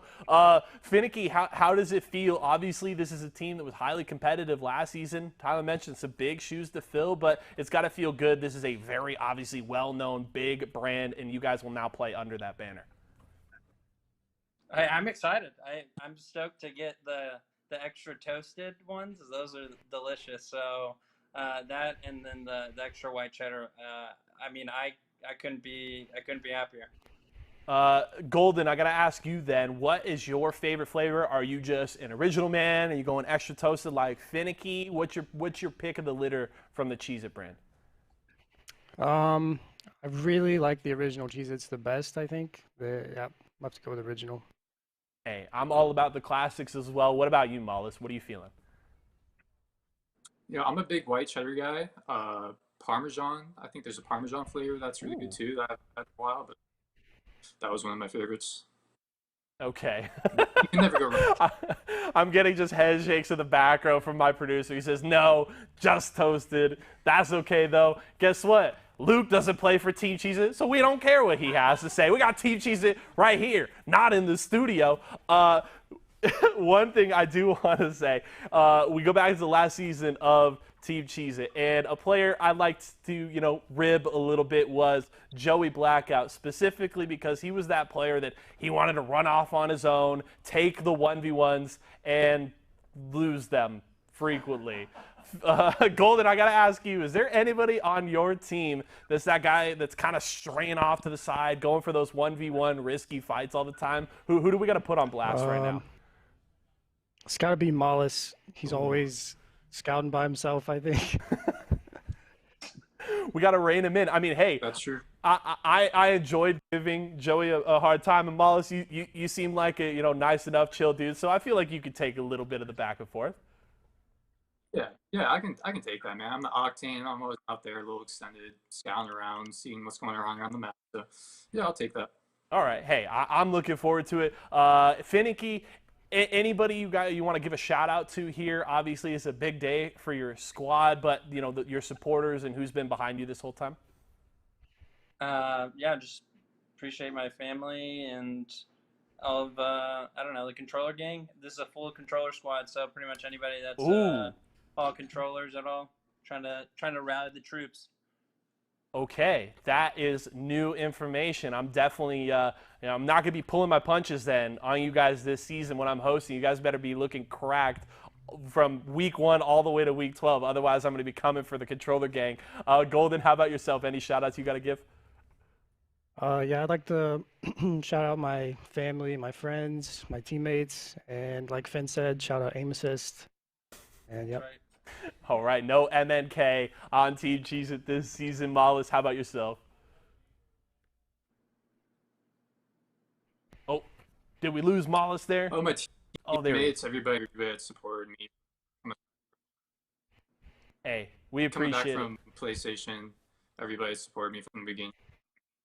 Hey, that's great to hear. You guys got a tight-knit squad. You're obviously all on the controller game here. We got him back. Mollis is back. Hey, thank you, my man. We heard you. Appreciate it. Love to hear the shout-outs there. And congratulations, guys. Excited for you. Best of luck this season, and expectations are high. I'm going to be keeping an eye on you guys, so you guys better perform. So that was the new Team Cheez-It roster. Tyler talked about it, some big shoes to fill. That is a big name on those jerseys right there, looking real sharp. We got a little bit more. We're getting down to it. 7 teams down, 2 more to go. I'm going to hand it back to Tyler. We're going to keep draft day rolling. You guys thought, man, the content's just wrapping up. I don't think so. The content is just going to continue to roll. We've got a ton of stuff left for you guys for the rest of the night. We got more awards to give out. We got more teams to talk about. But another great interview right there. Team Cheez-It, full controller squad. I don't know if we've had a full controller squad, unless like aim assist maybe. Aim assist not OP. Probably. I don't know. Who knows? But you guys are probably all there. If you don't know Apex Legends, there's like this clear divide between mouse and keyboard and controller. And so personally myself, when I played on mouse and keyboard. But then, like, when Halo came, Master Chief Collection came to PC, I started playing mouse and keyboard. Not a good move. So I started to switch over to controller. I was much better. So if you are comfortable with the controller, it does make sense. And you get that aim assist, obviously. So there you go. Regardless, congratulations to the new Team Cheez-It. The logo looks good on you fellas. You guys are looking good right here. You looked good on interview, and I appreciate the time today. Congratulations again, Team Cheez-It's. Got to thank Kellogg's, the Kellogg squad again. You guys know them by name now. Michael, Katie, Jersey Girl, Katie, Aaron, and Andy. Thank you guys for your support. I cannot thank you enough for what you guys have done for Series E and what you're going to continue to do as well. Thank you guys again so much. All right, moving on. We've got more awards to hand out from Season 2. We like hyping the players up, right? I mean, this is the content. This is the reason why Esports Radio does what it does, is because we love these players. We want to make these guys feel special, and we've already made Mr. Haculo feel special. We've already made Phony Head feel special. Who's the next one? Who's the most assists? Who's the biggest team player? Who's the one that can't finish the kills? Let's find out in this video coming up right now who got most assists in Season 2 of Series E. Roll it.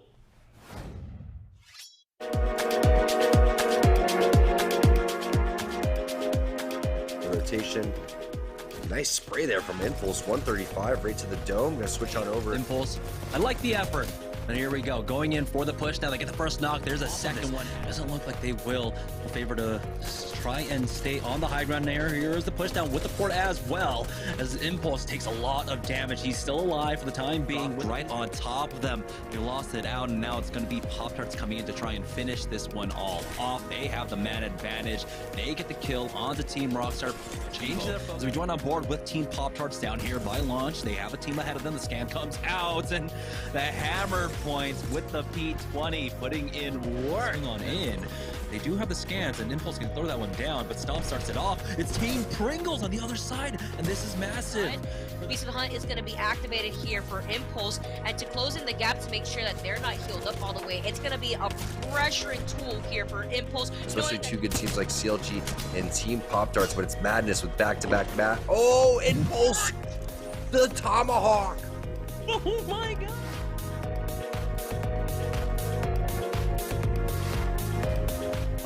All right. Congratulations, Impulse from previous Team Pop-Tarts. Now moving on to Team Don't Know Yet. So, I almost said it. You guys know, I know. I got the hookups. I know who they are. I know who they're signed by. But anyway, Impulsive Dream, congratulations, most assists. You now get this awesome digital background. Take a screenshot on your phone right now. It's all yours, my man. I appreciate it, and obviously congratulations. And congratulations on moving on. But to break down your gameplay like we did before, Spirit Z, former H1Z1 Pro, go check out his Twitter. He's got the pinned tweet at the top of him winning the H1Z1 championship. How long ago, Shane, was that? I don't know. It doesn't matter, but he still has it pinned on his Twitter account. So let's go over there. Fellas, take it away. Yeah, what decade was that in? I'm not 2017. Sure. I said I'm retired, guys. Come on, guys. All right, Yeso, Spirit Z here, retired H1Z1 Pro, player manager here at Esports Arena, and congratulations again to Impulsive Dream, formerly of Team Pop-Tarts. He takes the assist title for Season 2, 166 kills on the season, 203 assists, gives him first place, the only player in the league to break that 200 assist mark. The one number I do want to talk about a little bit. I know this is an award ceremony. You're getting the award, so cool. I want to throw a little flame, though.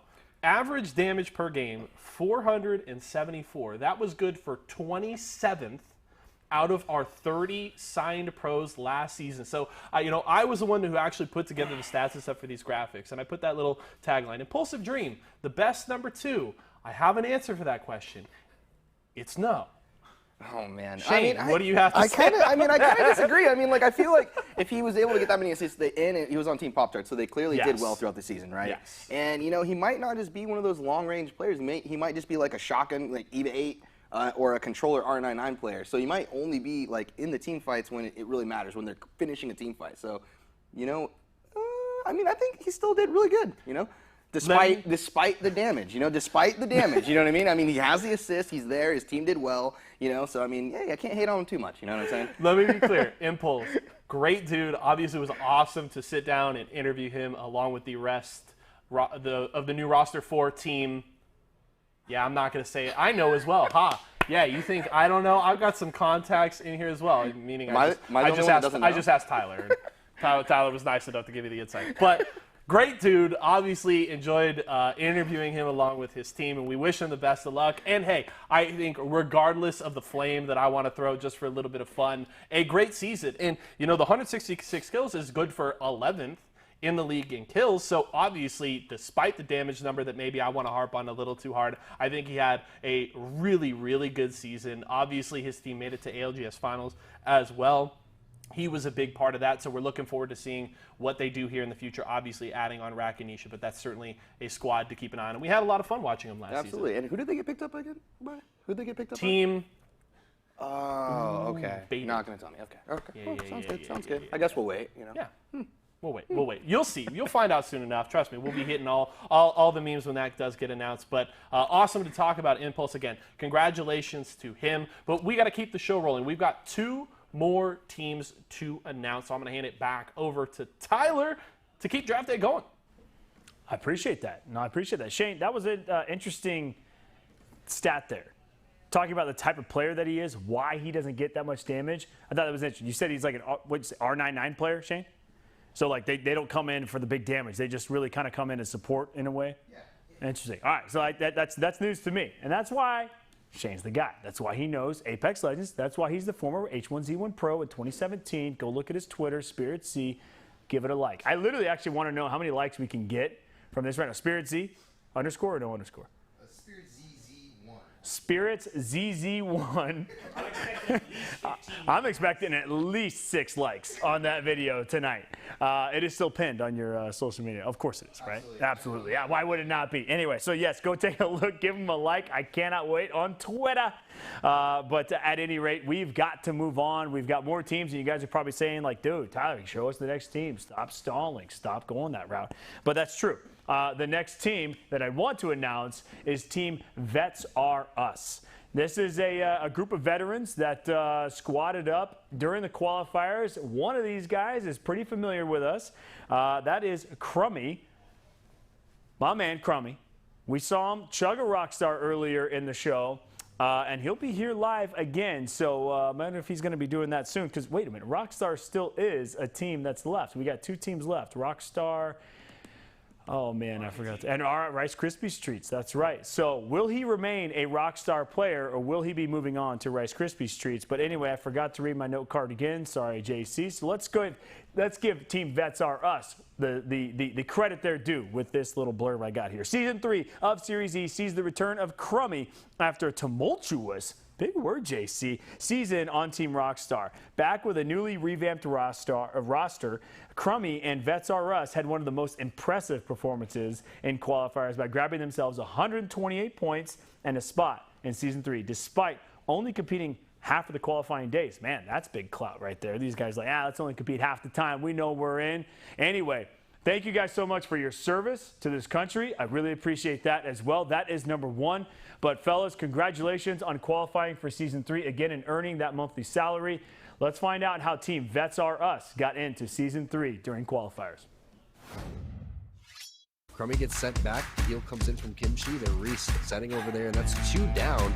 Just perfect plays coming out. Crummy is now anchoring for the last pitch. Oh my God, Crummy was able to turn around with a triple take, pick that one up. PK out now for Strictly as he gets the knock on to defeat it with the help of Kimchi Lee, and she hit the banner right there, but he cannot. Vets Are Us are continuing their push now. Reset. Kimchi Lee hasn't healed up yet, though, as jump pad has been used, and now they're going to go ahead and full send it, knowing it's the 2v1. Nebusona taking so much damage there, and it's going to be the final melee. And then Rez, it looks like he was talking about they are out of resources, which is why Crummy's so desperate to hunt this player down.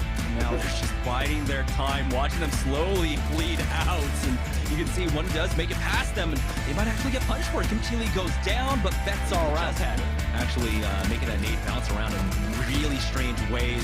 They do lose out on Crummy. They need to go ahead and go for the full peak to finish this one off, and they will. Knock onto Synced, but the damage has been done. Third party is here. Open the door. Peekaboo as they do get the res, but will the reknock come out? Synced goes down, and Vets Are Us. All right, that was a great look there at how Vets Are Us made it into Season 3 here of Series E. Great introduction there. Again, Tyler, those are just so well written and some big words in there. Yeah, I don't know how we did that. I am now going to be joined, though, by that Vets Are Us roster here on Draft Day here for Season 3. It is the return of Crummy. Oh, and look. He's rocking his Rockstar jersey from last season. And the question is, Tyler already talked about, right? It's going to either be the return of Rockstar Crummy or you'll be on Team Rice Krispies Treats. It seems like a win-win for you, right, my man? No, we want Rockstar. We all want Rockstar. Oh, okay. He wants to be – so Kimchi Lee and Strictly, you guys agree? We want to stick with Rockstar? We have the return? We want Rockstar, for sure. Okay. Yeah. Okay, hey, I like it. Thanks for joining me today, guys. Obviously excited for you. This is another huge opportunity, but I want to start by going back to last season. I'm going to start with you, Crummy. It was, as Tyler mentioned, it was a bit of an up-and-down season for Team Rockstar. You guys ended up finishing 8th overall. What was that experience like for you last season, and what kind of struggles were you guys dealing with as a team? Me and Tech just had a lot of problems at the beginning, so we kind of had to make an adjustment. And then Pickett also moved back to the UK for a little bit because he was having some family problems, so that also caught on. That was mostly a problem. It wasn't our gameplay, but it was just more like the team chemistry we had with each other. It kind of sucked. Now, obviously, you're coming into this new season. You've got a brand new roster. What excites you the most about now having Kimchi Lee and Strictly on board? I hit up Kimchi like the day of. I was like, hey, do you want to do this for fun? He was like, okay. And then I was like, can you find one? And he was like, okay. So, he found one and we signed up and we played it for fun. We ended up winning that day. And then Stricky's like, I want to win tomorrow. And I was like, okay, we could try it out, and then we ended up being top 4. So it was a fun time with them, and it's just, all 3 of us are friends. So it's a good time. Kimchi, is that actually how it went down? You were just like, hey, like for fun, why not? And then you just end up qualifying? Yeah, pretty much. I was just malding in pubs. Like I was just getting destroyed left and right. And I was like, I got to get off. And then Crummy pops into my chat and he says, hey, yo, you want to do Series E? I was like, yeah, save me from this. Like, save me from these pubs. I am losing my mind. So I was so happy that he reached out to me because I think I was going to go insane if I had to play just a couple more games of that. I mean, hey, it seems like it worked out. Strictly, I want to come to you. Obviously, we get this story that, you guys kind of put together the roster in a hurry. You come in and you popped off in those 2 days of qualifiers, right? What was it about this roster where you guys were just able to gel and perform so well just right off the rip? I just think it's all because we've been playing competitive Apex for a while now, and it's just, we played together in ranked before, and, the chemistry kind of just settled in together, Hey, that's good to hear. Obviously, high expectations for you guys. You play so well in qualifiers. You got Crummy on board with all the experience he has in Series E. So high expectations for you guys. I want to hand it back to Tyler right now, though. You want to be on Team Rockstar. The question is, will you get it? And Tyler, I'm sorry, but Crummy's jersey, this isn't on me. You're going to make or break some dreams right now, and that's not on me this time. This is uncomfortable. Yeah, I got to be honest, Crummy, you've made me uncomfortable. This is interesting. Go that way. Yeah, let's go to Tyler. Change it over here. There we go. All right, not that I'm like want to be on the camera. Of course I do anyway. But no, Strictly, you've been here before too, right? Like you played Series E Season 1, no? Was, yeah, I did. No, what team were you on again? I can't remember. No, Cheez-It. You're on Cheez-It. That's right. Well, congrats for making it back too. Obviously, with a guy like Crummy and a big personality like this guy being on Rockstar 2 seasons in a row, can he three-peat on Rockstar? Like I said, I either make dreams or I crush them during the Wheel of Fortune game. Hopefully, you boys have been watching, so you know the rules. We got the Wheel of Fortune back here. And we got a slogan that I need you guys to guess before it finishes so you guys can win. If you don't win, then you lose. It's as simple as that. All right, guys? So please, roll it right here and let me know if these guys can actually guess this slogan beforehand. That's an S. And that's an E.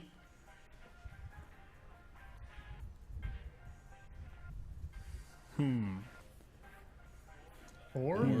Okay. You guys got a word. That's fully spelled out. No. What was For that? the hustle? For the hustle? For the hustle or do the hustle?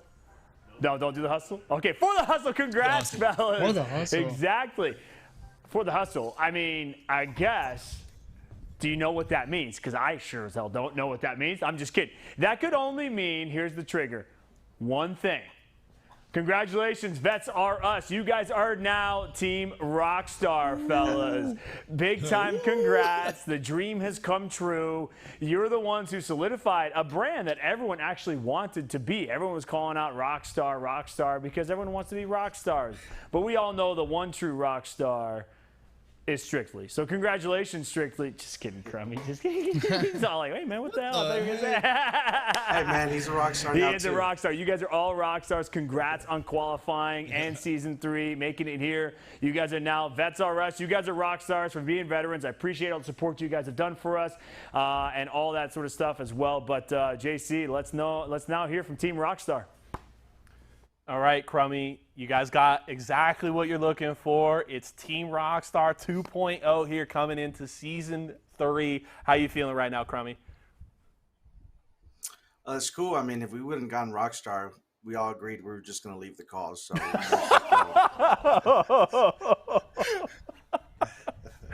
you know, Crummy, that's the thing, right? Like, he's not joking. Last season, Crummy was always the dude, whether it was like on stream or on Twitter, whatever. Like, my guy brings all of the heat all the time. So I completely believe you there. Strictly, how you feeling right now?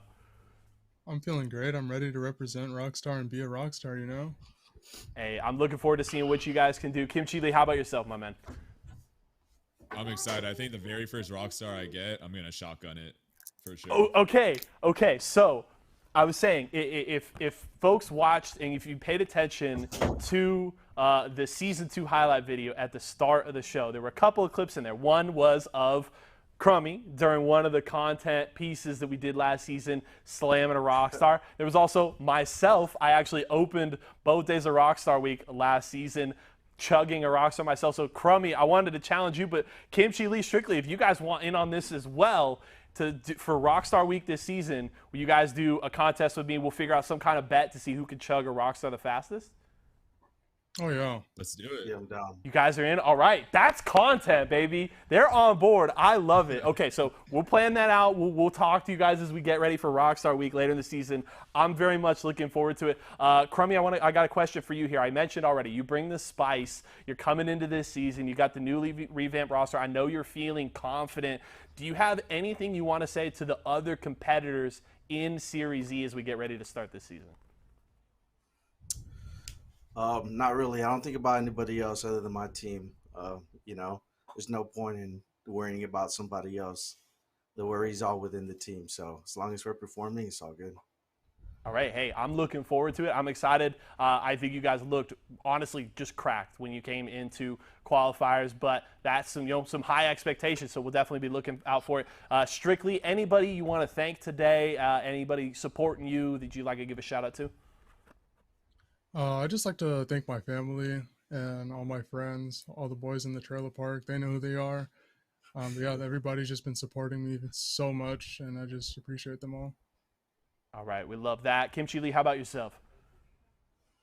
Definitely the same as I want to just thank my family and then also my wonderful girlfriend who, without her, I probably would have died in this chair a long time ago because I never get up to grab water. And so I will go a full day without any water. If it wasn't, I'm like a plant. I'm like her plant. She comes by and waters me, make sure I doesn't die. She's just in there with a watering can, making sure you're all hydrated. Hey, and the nice thing now, right, is she'll be rolling in with, a glass of water and a nice tall Rockstar for you on Tuesday and Wednesday nights, right? Oh, hell yeah. I'm excited for that. That's going to be great. I'm looking forward to it. Crummy, I'll leave the last word to you, my friend. Obviously on Team Rockstar once again here. Anybody you want to give a shout out to, anything you want to say here before we keep it rolling? Yeah, my family, of course. I got kids, so I got a wife, and, as soon as I get off the game, it's about family. So definitely shout out to them. Hey, we love it. You got that great support behind you. You guys are looking strong coming into this season. So congratulations, best of luck. Looking forward to it. Well, my people will reach out to your people about that little chugging contest. So we'll get to that. But that is the newly minted Team Rockstar roster. Look at them. They're looking fabulous. Those jerseys looking great. Obviously, we already saw Crummy repping it. So super excited for them. And we just got a little bit left. We got one more team left to go. Some more stats to talk about. So let's go back over to Tyler. Yeah, no, that was a great interview. Those guys, that's they're going to be good content for the rest of the season. I'm looking forward to Rockstar Week.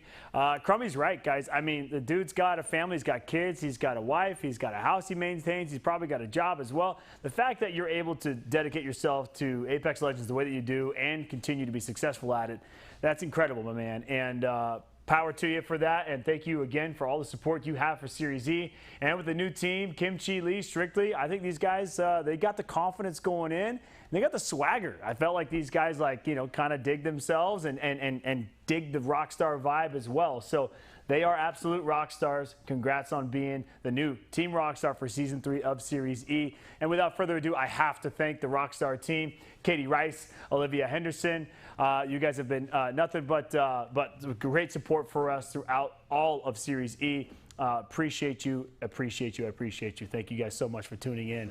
But that's our second to last team. We've got a little segment. You guys probably saw Esports Arena had ESA teams in ALGS championships over a couple weekends ago, and they really put on a show for us, and that was a ton of fun watching them. So Spirits Z, who I've already given plenty of clout to, but Shamonahi, Luke Brew, has made the executive LB, Luke Brew, is in the studio, and and JC as well are going to break down that ALGS championship and talk a little bit about how all the teams went down and all that good stuff. So go ahead, fellas, take it away. Thank you, Tyler. Yep, Yeso here once again. Shamonahi, EP to the moon, moving out from behind the camera to join us here on the couch, and obviously Spirit Z back once again. And we are talking ALGS championships. I got some stats up on the board here, and I want to break this down for all you folks at home because, obviously we were really excited. Not only did we have 4 teams competing under the ESA brand at the ALGS championships, but we also had just a ton of players who have come through our system. So when you see up there 28 players, that is 28 players that either competed under a contract with us last season or will be doing that here in Season 3 across 13 teams, right? So that's 28 players out of a total of 120. Those teams racked up a whopping 730 kills throughout the entire tournament and also won 10 games. There were a total of 45 played the entire tournament. They won 10 of those 45. So it was a really impressive tournament, very fun to watch. And honestly, Tyler mentioned it earlier. We had the watch party. It was really great to get to follow all of these players taking that next step. Yeah, no, I mean, the viewing party for us was obviously super cool just to be able to not just support, the game and the community in general, but also to actually have ESA squads in there competing. It's just a blast for us here, putting on Series E and getting to, elevate these players, give them that platform to be noticed. It's so cool when they do get noticed, when they do get to be seen. So obviously you guys know these teams as, what was it, ESA Black, ESA White, ESA Green, and ESA Red were the 4 teams in there. Shout out to EA for those team names, but nonetheless, those guys were in there, they competed, and it was incredible, right? Being able to see these guys, and they did so well, at least, a good chunk of them. 3 of them actually walked away with some cash, and, ESA Green, a.k.a. my Razer boys, it just, there were some power issues going on, mostly that's what I'm going to put it on, and also, of course, just the roster was a little up and down throughout the season, so definitely excited for this new roster. Or this new era, if you will, of Razer. But I had a blast watching it, and I'm excited to see what they do in the future. Yeah, absolutely. I mean, my favorite part of the whole viewing experience was going into Game 9, where it was technically 1 game away from ESA Black taking home the gold. 1 game away, 20-minute match, could have been us. So it was so close, man, so close. It was just well, and the crazy thing too, because I was watching Game 8, we had done a stream that day while also hosting the watch party. I then finished and I have dinner with my family every Sunday night, so I go over to my parents' house, and I'm like racing down there because I want to pull the stream back up because it was still going on as I'm driving. I get there, I pull it up, it's game 8, and I think we got down to the last 3 or 4 teams. I think it was the last 3, and 2 of them were C9 and TSM, who were on match point, and I think the third was like Sentinels, and I was like, Sentinels, you gotta win it, like ESA Black still has a chance, and they did, and we went to game 9. It was, honestly, it was crazy. It was really exciting to watch, and it was so much fun for us, and I think really it's, you know, it goes back to really what Series E is all about, and it's cool we've gotten to highlight multiple teams today, whether it's the former RKT squad signing with Era Eternity, Intel now signing with Ghost Gaming, and Team Pop-Tarts signing with whoever they're signing with. Seeing them perform goes back to the mission. It's about taking your first step in esports here at Series E and then going on to take those next steps, whether it's signing with an org or playing at ALGS. And so really fun to see these squads delivering on the potential that we have seen in them so far in Series E. I mean, that's easy to see, right? Like, I think ESA Black took home like $8,000-9,000, and the other ones each taking home around 4 or 5 themselves, right? Just under 26 grand won by the 3 ESA squads that played in finals. We get paid off that too, right? Tyler? But yeah, it was crazy, and I mean, you see it on the board, right? ESA Black was the only team of the 20 that competed in finals, the only team to win 2 games, and that was how they got into match point. So that was crazy. Absolutely. I mean, they needed one more. I know. One more in that game 9, dude. I was going crazy, man. I was freaking out, dude. So we have a little bit of a gap, right, though, until the next ALGS. Yeah, I don't think it kicks back up until September. Yeah, ALGS 2.0 Mm-hmm. is the next. Yeah. So this season 3 will definitely be, you know, a good breeding ground for teams to kind of figure out what roster they really want to go into this next ALGS batch. So I know I was even watching, you know, Zara Tricky was tweeting a little bit about, you know, there's a big gap here. Maybe it's time to change my game sense or my mouse sense, you know, and learn something else or go to control or whatever it might be, right? So we might see, you know, a lot of mix-ups. A lot of teams are already roster changing, even outside of Series E. Obviously, the pro rosters have been crazy these last couple of days, and I'm sure the ALGS Championship had a lot to do with that as well. So it was obviously incredible watching our teams perform so well, and I'm excited to see kind of what Series E Season 3 will be able to produce for the next ALGS.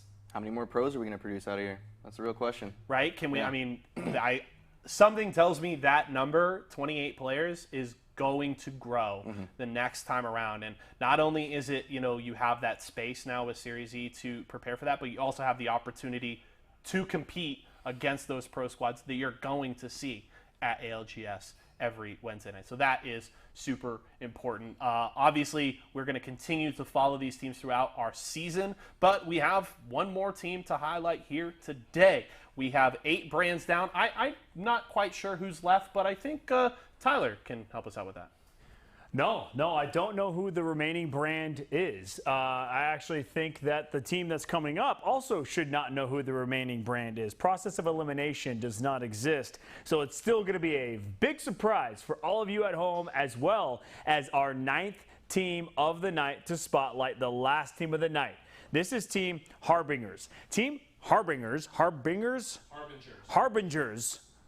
It's tough, man. It's tough being in this podium. You know, the podium, it's the thing. Anywho, Team Harbingers, thank you guys so much for competing during the qualifiers. I know you guys actually popped off day 1 of the qualifiers, or week 1. You guys actually showed that, dude, this team's going to be like for real. These guys are actually going to be, you know, the first team to qualify for Series E for Season 3. But then the second week, you guys kind of dropped off, so you barely squeaked in. So hopefully you guys got a little bit more consistency in your play and are going to show up pretty big during Season 3 of Series E. But enough of me talking. Let's find out how you guys got qualified for Season 3 of Series E.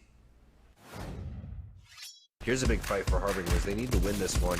Looks like they're just hunting down a rat over towards the side. It's actually a full team. It's taking a ton of damage, so they have to reset. I love that thirst right there from Whites. Now they can We'll be able to clean up Moonstrupe, but he throws in an ad as Clinical tries to get involved, but he took a lot of damage mid-air now. He is on top of the roof, and Bubble has been used. It's going to be Tech to get the first knock here. 2 Brains, but Controller, and it looks like they might go down early on here as well. Clinical getting the first knock, but it's a 1-for-2 exchange. Now Harbingers pushing up.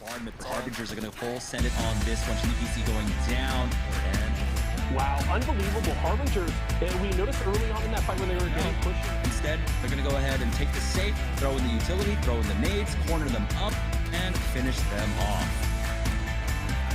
Yeah, Harbingers able to hunt down the rest of the 2v1C squad. No surprises that 6 XE getting late into this game, but the push on the Harbingers as the Caustic is making things really interesting in this late circle. Beautiful knock there from Nemusona. All right, that was a peek at Harbingers and how they made it into Season 3 of Series E.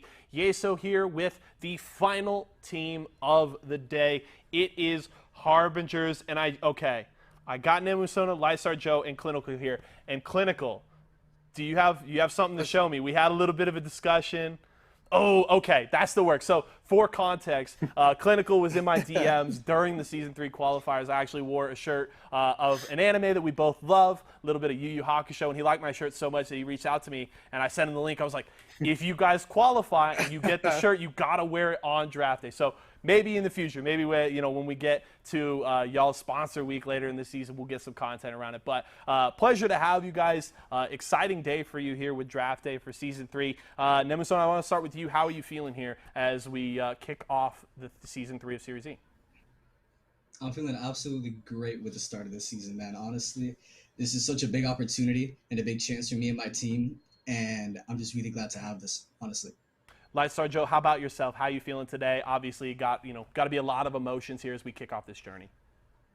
I'm feeling good. This is our first month competing, I believe, together. So having this opportunity, 3-month break before ALGS, we'll be able to show ourselves, make a name for ourselves, and hopefully get better as a squad and keep going. Clinical, how about yourself, my man?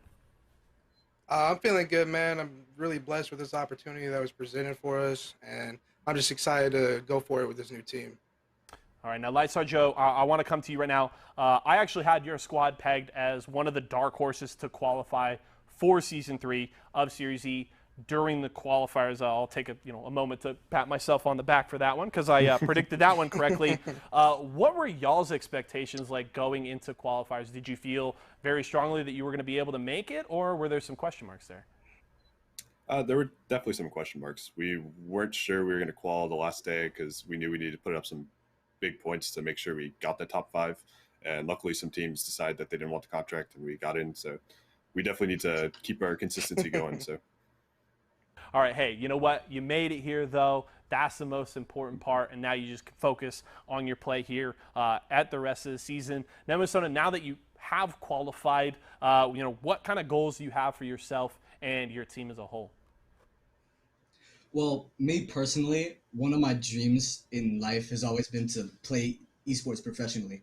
And Apex is a game that I enjoy a lot, and I really hope that the Series E and this contract and these games that we'll be able to play together as a team will bring not only me, but our entire team more opportunities in the future that will allow us to explore this career path with just a lot of, options. I'd love to hear it. I know CEO Tyler Endress would love to hear it. He talks about it. Series E is your first step in esports. So that's really all it's about. We want to give you guys that opportunity to showcase yourselves, to prove yourselves on a big stage. There's going to be some tough tests, though. Clinical. I talked about it earlier on the day. You're going to be competing against some big names. You got Hal over on TSM. You got that newly minted C9 roster with Zach Mazer and Stay Naughty and, whoever their third is going to be. I don't know. TL, whoever their third's going to be. Is there anybody, you're excited to play against when we start off Pro Nights here next week? Truthfully, I'm excited to play against all of them because I feel like that's the best way to improve is when you play the best of the best, So going against them every week is going to give us opportunity to figure out what we can do against them and what we can work on and stuff like that. All right, now quickly, before I throw over to Tyler to find out who you guys are going to represent, Nemusona, I don't know if you heard it earlier, but obviously your friend I'm Just Gibby had a bit of an apology. I hear you were hoping to be on Team Splash this season, but they stole it. Do you accept that apology? Is it okay? Are you guys all good? Honestly, man, Gibby's the homie, and I literally told him, we were DMing, right? And I told him that, hey, if we don't get Splash, I really hope that you're the team that gets Splash. And they got Splash, so honestly, it's all love for the homie. All right, 100%. hey, it works out. It's all love until you get into the server, though. Then you drop. There's no friends on World's Edge, right? It's just Okay. We're gonna be hard pushing those Gibby shields. It ain't gonna matter. They're coming for Team Splash this season. So I'm gonna throw you guys over to Tyler here. Let's find out who Harbingers is going to represent this season. You guys, that feels good. I like to see that. That was hilarious, Nemasona. You guys get it though, right? I mean, the whole thing is like these brands, they want to support Series E. They want to be part of the system. And, you know, the fact that you guys all kind of love no matter what brand it is and you want to sort of own that branding, that's really cool, man. It is. It's just really cool to see all that stuff. So I really appreciate all the support from all the players. Obviously, we love supporting you guys because if you get support back, that's huge for us. So, all right. Well, that's enough sappiness. All right, the last team of the night. Don't know who it's going to be, but regardless, let's find out what the slogan is. Now, fellas, obviously you've been watching. You should know. You guys are going to try to guess the slogan. Let's see which one of you three can guess the slogan first, and then, of course, we'll announce that surprise team that you guys have no idea who it's going to be. All right, production, let's roll it. This is the one. Damn. All right. A little love. Oh, shoot. A little love when. Who's this? Who's saying this? A little love when it's needed. Yeah. Oh, that's what it was. Dude, little love when it's needed. Absolutely, that's right on. Dude, if you guys have been watching Series E, you know the team that you're about to be does a little pulling on the heartstrings. So, hey, look, a little love when it's needed. When someone makes a bad call, when Gibby drops the shield a little too early, don't get mad at your teammates, all right? Let's just give them a little love when it's needed, all right? That's what I'm talking about. That can only mean one thing. Congratulations, Team Harbingers is now going to be called Team Rice Krispies Treats. Congratulations, fellas. That's what I'm talking about. Dude, you guys literally going to get like this. We're probably going to ship you this huge Rice Krispie treat that's like this big. It's that big. So you guys, you got to have to eat it on stream. You're going to have to talk about it, say how good it was. Because honestly, dude, we have Rice Krispies treats here in the office. We eat them all the time. They're literally so damn good. So congratulations, fellas. I appreciate all the support. Last team of the night. Let's end it with a bang. JC, how do these guys feel? Team Rice Krispies Treats. I imagine they're feeling great, Tyler. I think it actually worked out really well. You get the brand that pulls at the heartstrings a little bit. We had a real heartfelt start to the interview there. A little bit of friendship, a little bit of love. And again, it's until we drop onto World's Edge, then all bets are off, and we are throwing it down. And Clinical, we were talking about Z Davis earlier as the most cracked at the Wheel of Fortune game, but I think Clinical gets it. That was a hard one. He had it real early, looking really good. So I'll start with you, Clinical. Now Team Rice Krispies Treats. How does it feel to be representing such a huge brand like that? Like I said earlier, man, it's just a really great opportunity. I'm super blessed. I got to thank the man upstairs for giving me this. I got to thank my teammates too as well, man. Like it's just a huge opportunity for everybody. So I'm really excited for you guys. Lightstar Joe, how about yourself? I'm ready to take some names and prove ourselves. Hey, that's what I love to hear. Nemusona, it was a splash, but your boy Gibby got on the splash squad, and you looked pretty hyped there now as Team Rice Krispies Treats. How you feeling right now? Oh yeah, I'm feeling great, man. Just like Rice Krispies is like it's not really popular where I live, and the fact that I'm being sponsored by this, hopefully like I'll get my friends on to like try some Rice Krispies because they all seem to hate it. I've tried it. It's pretty good. I'm not gonna lie. I dig it. I'm going to give you guys a little inside information. Obviously, you know, partnering with the brand, we get some perks or whatever. If you guys can get those, like, what is it, the home style Rice Krispies treats, you guys, if we can get some of those to you guys, we will. Oh, they are money. Those are some good ones. Those are the ones that you give to your friends and you're like, this is what you need. That'll get them hooked. And then there'll be permanent supporters there of Team Rice Krispies Treats. Before we close out the day, I want to give you guys the opportunity to thank, you know, whoever is supporting you. Obviously, Clinical, you were hitting the man upstairs, but anybody else you want to give a shout out to here on the show? Shout out to my family. Shout out to my best friend Sid. Gotta give a huge shout out to Mike Lav. He was one of my first teammates that introduced me in the competitive scene. So shout out to him and the Jersey boys. I hope they're enjoying their trip in wherever they went. I think it was like Ocean City or something. So. All right. Nemusona, how about yourself?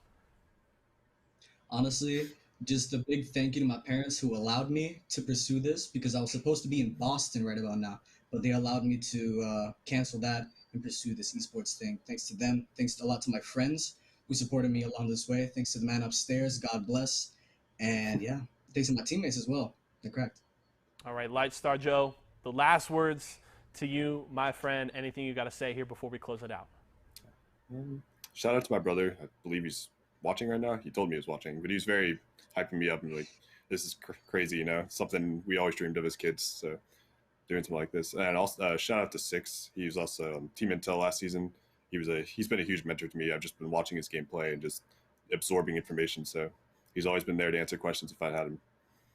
Dang, you got 6 in your corner. Keep an eye out for Team Rice Krispies Treats. They got great attitude. They're coming in. They're bringing the love. They're bringing the camaraderie, and they are coming for you on World's Edge this season. Gentlemen, thank you so much for taking some time out of your day. Congratulations. Best of luck. We'll be keeping an eye on you when we kick things off next week. So that is, again, the newly minted Team Rice Krispies Treats roster. Looking great in those jerseys. Can't wait to see you wearing them IRL. So that's Harbingers, now RKT. And as we get ready to close out the show, we're coming to the end here, folks. 9 teams down.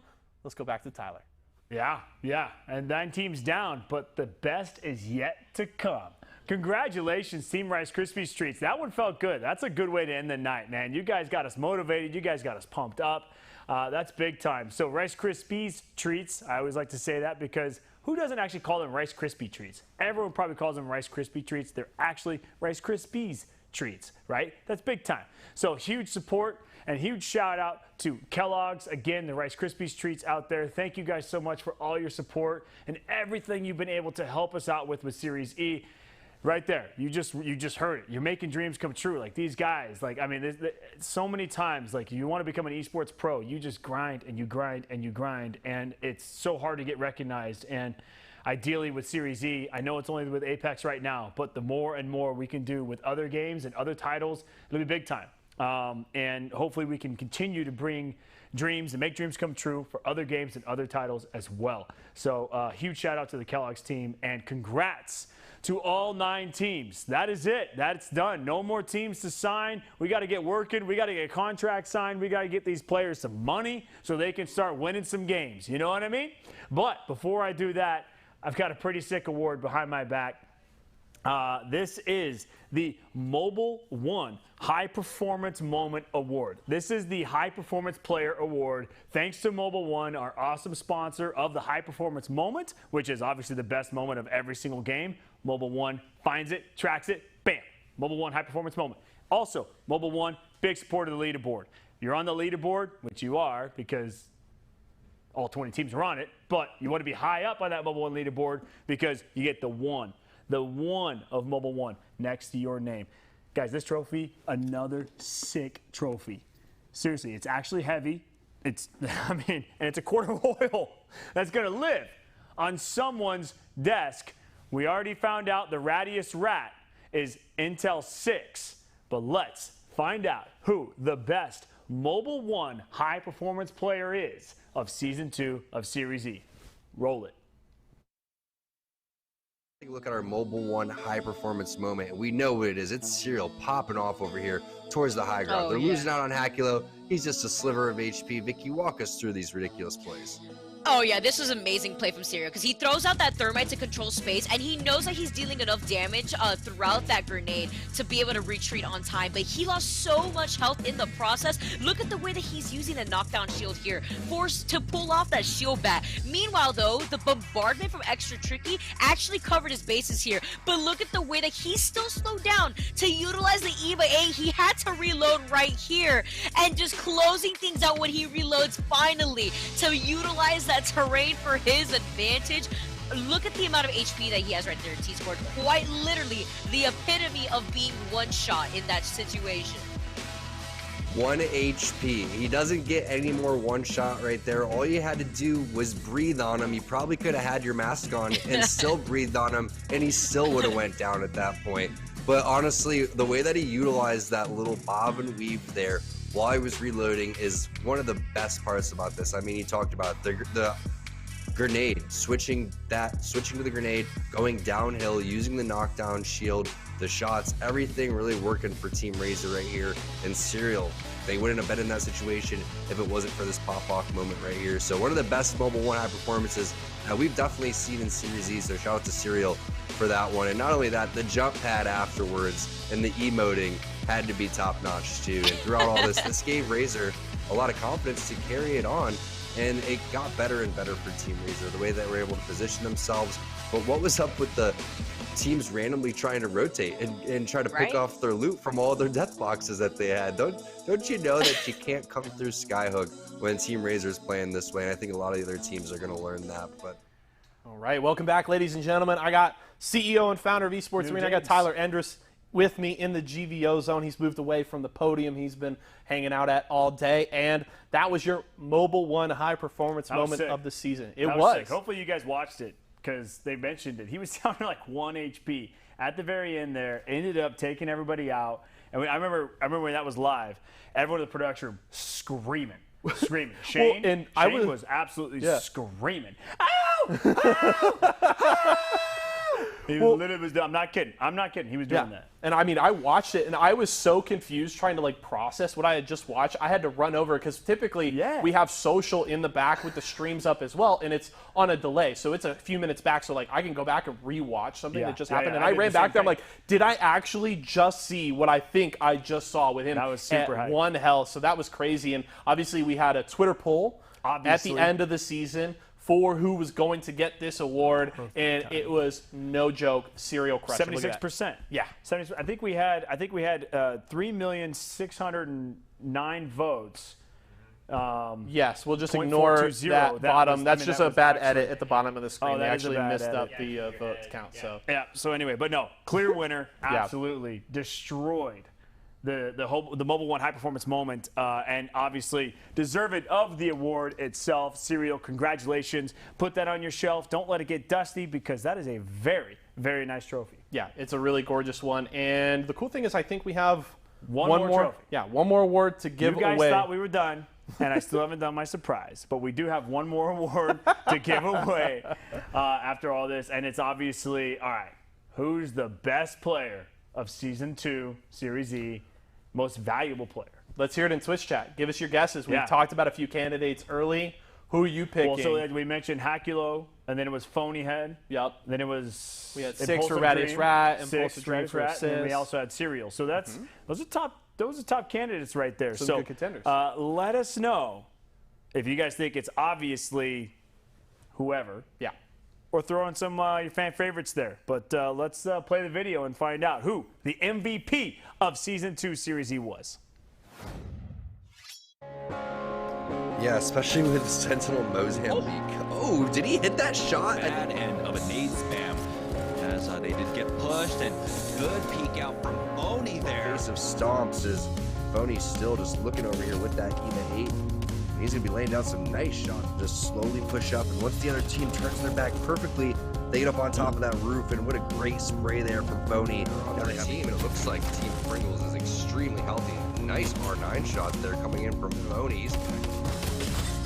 Could be potentially a good fight here, but no, that's just going to be Lou going down immediately. Some really great shots from Phony Head, and he's got the black hole to deal with as well. Building out of nowhere, Phony's going to have to take this fight. They're stuck inside the corner. That's going to be Cooler. Cooler's been hot all game, but they just bit off more than they can chew and managed it. Shroom gets the angle and they take him out. Team Pringles at least survive until top 3, and Phony might have the angle to turn this one around. They got the res onto Presley, and Team Pringles are battling back into this.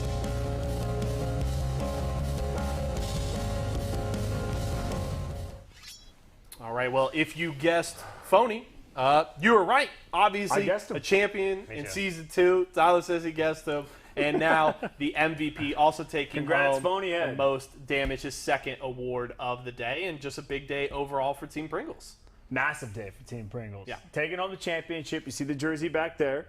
He also took most damage, which probably makes him the best all-around player. Does it not, Shane? What do you think? All-Star MVP, easily. He had first kills for the beginning half of the season. Yeah, he was fragging out. So. He was fragging out. What would you rather have, Shane? Most damage or most kills? Obviously, kills are most satisfying. I mean, damage is definitely a big part of it. You know. Shane's confused because he usually has both. I was a 27 champion. I have to pick one. Okay. Have you seen my pinned tweet? I'm an H1Z1 champion. Okay. But to be fair, though, the first half of the season, because Razer didn't have their full roster, so the first half of the season was so easy for these guys that they didn't have the opportunity. Well, I'm just saying that. Okay, all right, keep saying. Whatever, guys. Yeah, I'm scheduling the Luke swap at about halfway into the season right now. So we all get 2 teams, right? Like the season 2. Yeah. You get 1, we get 2 this season. This is a loser's Apparently, it's just Luke. Big congrats to Phony Head. Awesome work this season. We're going to close out the show here with what we typically do every single time, which is make our predictions. Okay? Season 1. Season 1, I predicted Pringles. I should have just stuck with them, man. Pringles, and you lost. Who'd you get season 1? He wasn't here season 1. Nobody. So you Nobody. lost. Who'd you pick for season 1? Oh my God, was it Razer? Doesn't matter. You lost. And then I picked Razer season 1. Me and Luke and were the I only won. ones. Me and Luke were the only ones that picked. And yes, you did win season 1, Team Razer. Shane, season 2 was Cheez-It for me. You I know picked Cheez-It it was right. Oh no, my season 1 was Rockstar. I'm gonna go back on that one. So it was Rockstar. I did lose. Still, Cheez-It lost again. So not Okay. looking too hot track record. 0 for 2. Yep. And season 2, we had some drama with Luke in season 2. Okay, I'll gloss over the drama quickly because I don't want to bore the chat. All right, but basically, I started off with Team Intel. I would have picked my boys Razer and stayed on my wagon, but they had a roster swap that made it impossible for me to choose Team Razer again as my main team. But when that roster swap was corrected and my boys came back to play, I had to switch back because they were my original boys. Team Intel, all the respect. Obviously, and guess what happened? They're champions. When they got rid of the Luke baggage, Team Intel started just soaring. But up so the did leaderboard. Razer. Okay, Fair enough. all I can say is Not that sure. I picked. You bleed green. You bleed all green. I can say is I bleed green, and I'm Team Razer seasons 1 and 2, and we're still in it. So. All right, and I picked Rice Krispies Treats season 2. I liked Casper. I think it didn't quite work out, so that's all right. But regardless, we've got season 3. So JC, since you're new to the couch, you get to go first. So to break it down, there's a little something on the line this time around. We were talking at the top of the show. That's We right. obviously We have a bet. knew That's right. all of our picks, but we're gonna have a bet this time around. So the way it's gonna work is all that matters is you either need to have your pick placed the highest in the standings out of the 4 of us or the lowest. If you're the lowest, whoever's team ended up the highest gets to choose a cosplay for you to do in week 1 of season 4. So a little bit of a punishment on the line. So there's certainly a lot more behind these predictions. I guess since I didn't predict for season 1 and 2, I have to be the guinea pig here this time around. And I'm taking Team Intel. I think the DNO boys looking really strong. Yeah. Duplex back with a new roster. I was going to pick Intel if we had the old roster here, so it just kind of worked out. So I got the Intel boys. I think they're going to do pretty good this season. So if I lose, if my team that I pick is the worst out of just our 4, definitely not going to happen. Okay. Out of just our 4, yes, I have to dress up in cosplay of an outfit that the best team gets to choose. Yep. Wow. Well, it ain't gonna happen to me, that's for sure, because I am going back to the saddle, the OG winners. Team Pringles, I'm thinking back-to-back, the repeat. I'm not gonna have to take the side. I'm not gonna have to take that down. I'm not gonna have to take it down. You're just gonna have to update change the the 3. Take the 3 because Team Pringles, Phony Head, Fury Presley, dude, these guys got the gel, man. They got it clicking. They got it clicking. Congrats, fellas, on the championship for season 3. I had a hard time choosing this season because the interviews there was so much confidence. Tell us. I'm just saying there was a lot of confidence There in the interviews. Okay, so it made me pretty doubtful on which of the teams were going to get second place because first place is going to be going over to my boys Razer. Let's go. Stay green. My bandwagon will never die. I'll see you guys. Also, if you guys are looking for a new headset, the Black Shark V2 Pros, head over to Razer.com. Incredible. Wireless, battery life, or Walmart.com/esports arena. It's a win-win. Yes. Go to both at the same time and buy 2. Indeed. All right, last but not least, we have the one and only Team Splash, newly Splash. This is Nestle Pure Life, but Splash. How are you going with the boys? Chug it. Dude, they did. They looked like they were going to stay hydrated. I liked it. Oh, chug it. Well, don't get yourself my sick. God, look at but him. it's clean water, so it's drinking good. water. It's good. Yeah, but water. I get sick sometimes. I Hydrate. still got like stomach aches when I drink Drinking like water? when I chug too much liquid. I should say, unless we're talking. Never mind. Oh. All right. That's for later on tonight, fellas. Is it Tuesday? Actually, it's not. It's not for later on. Look, we are closing out the show. I got a little something special because not only are we closing out season 3 of Draft Day, we are closing down this awesome facility that is known as Esports Arena, the original. I found this building back in 2013. It was a completely different building than what it is now, and I was shocked to think that we can build such awesome memories in this building. And literally, as the camera shot off tonight, we're tearing the studio down. And we're going to party, though, that's for sure, and tearing it down. But this facility, there's a lot of good bones in this facility, a lot of good memories in this facility, a lot of bad memories in this facility for sure, too. But Esports Arena is still here to come. Tyler, if you could follow me over to I got to do a little something special. Follow me over to the other studio over here, and I gotta do something special here, boys, because we're celebrating the end of an era. So I got some no free ads. I got some champagne here that I'm gonna pop, and then everybody, there's glasses in the other room. Travis has got them ready for us. And I'm gonna shake this up, so we're really gonna pop it. Oh, let's go. We're really gonna pop it. So after this, it'll be a little slightly unprofessional, you guys, and then we're gonna have to go back and we'll play the credits and all that sort of stuff. But grab a glass. We're toasting to an awesome building and a ton of great memories, a ton of friendships. A ton of old friends, ton of great friends. Everyone here works at Esports Arena is over the age of 21 that will be drinking or doesn't want to drink. But regardless, come on in, guys. Come on in. Let's do this. Let's do this proper. Kyle, maybe widen out the camera angle for everybody or something. But here we go. We've got a big bottle of champagne. And we're saying goodbye to this legendary facility that is Esports Arena. There you go. It's all right. It's all right. I don't care. Get the fiber line in it. Get the fiber line in it. It's all right with me. They're seeing the fourth wall. We're breaking down the fourth wall. Zoom out. There you go. That's better. All right. Cool. All right, you guys. Someone hold this for me here. There we go. All right. Here we go. I'm going to shake it up. Someone's going to get a little wild. We're going to get a little wild. All right. Oh, baby! Here we go. Dreidels. Here we go. Don't hit the light. We still need this shit. Here we go. All right.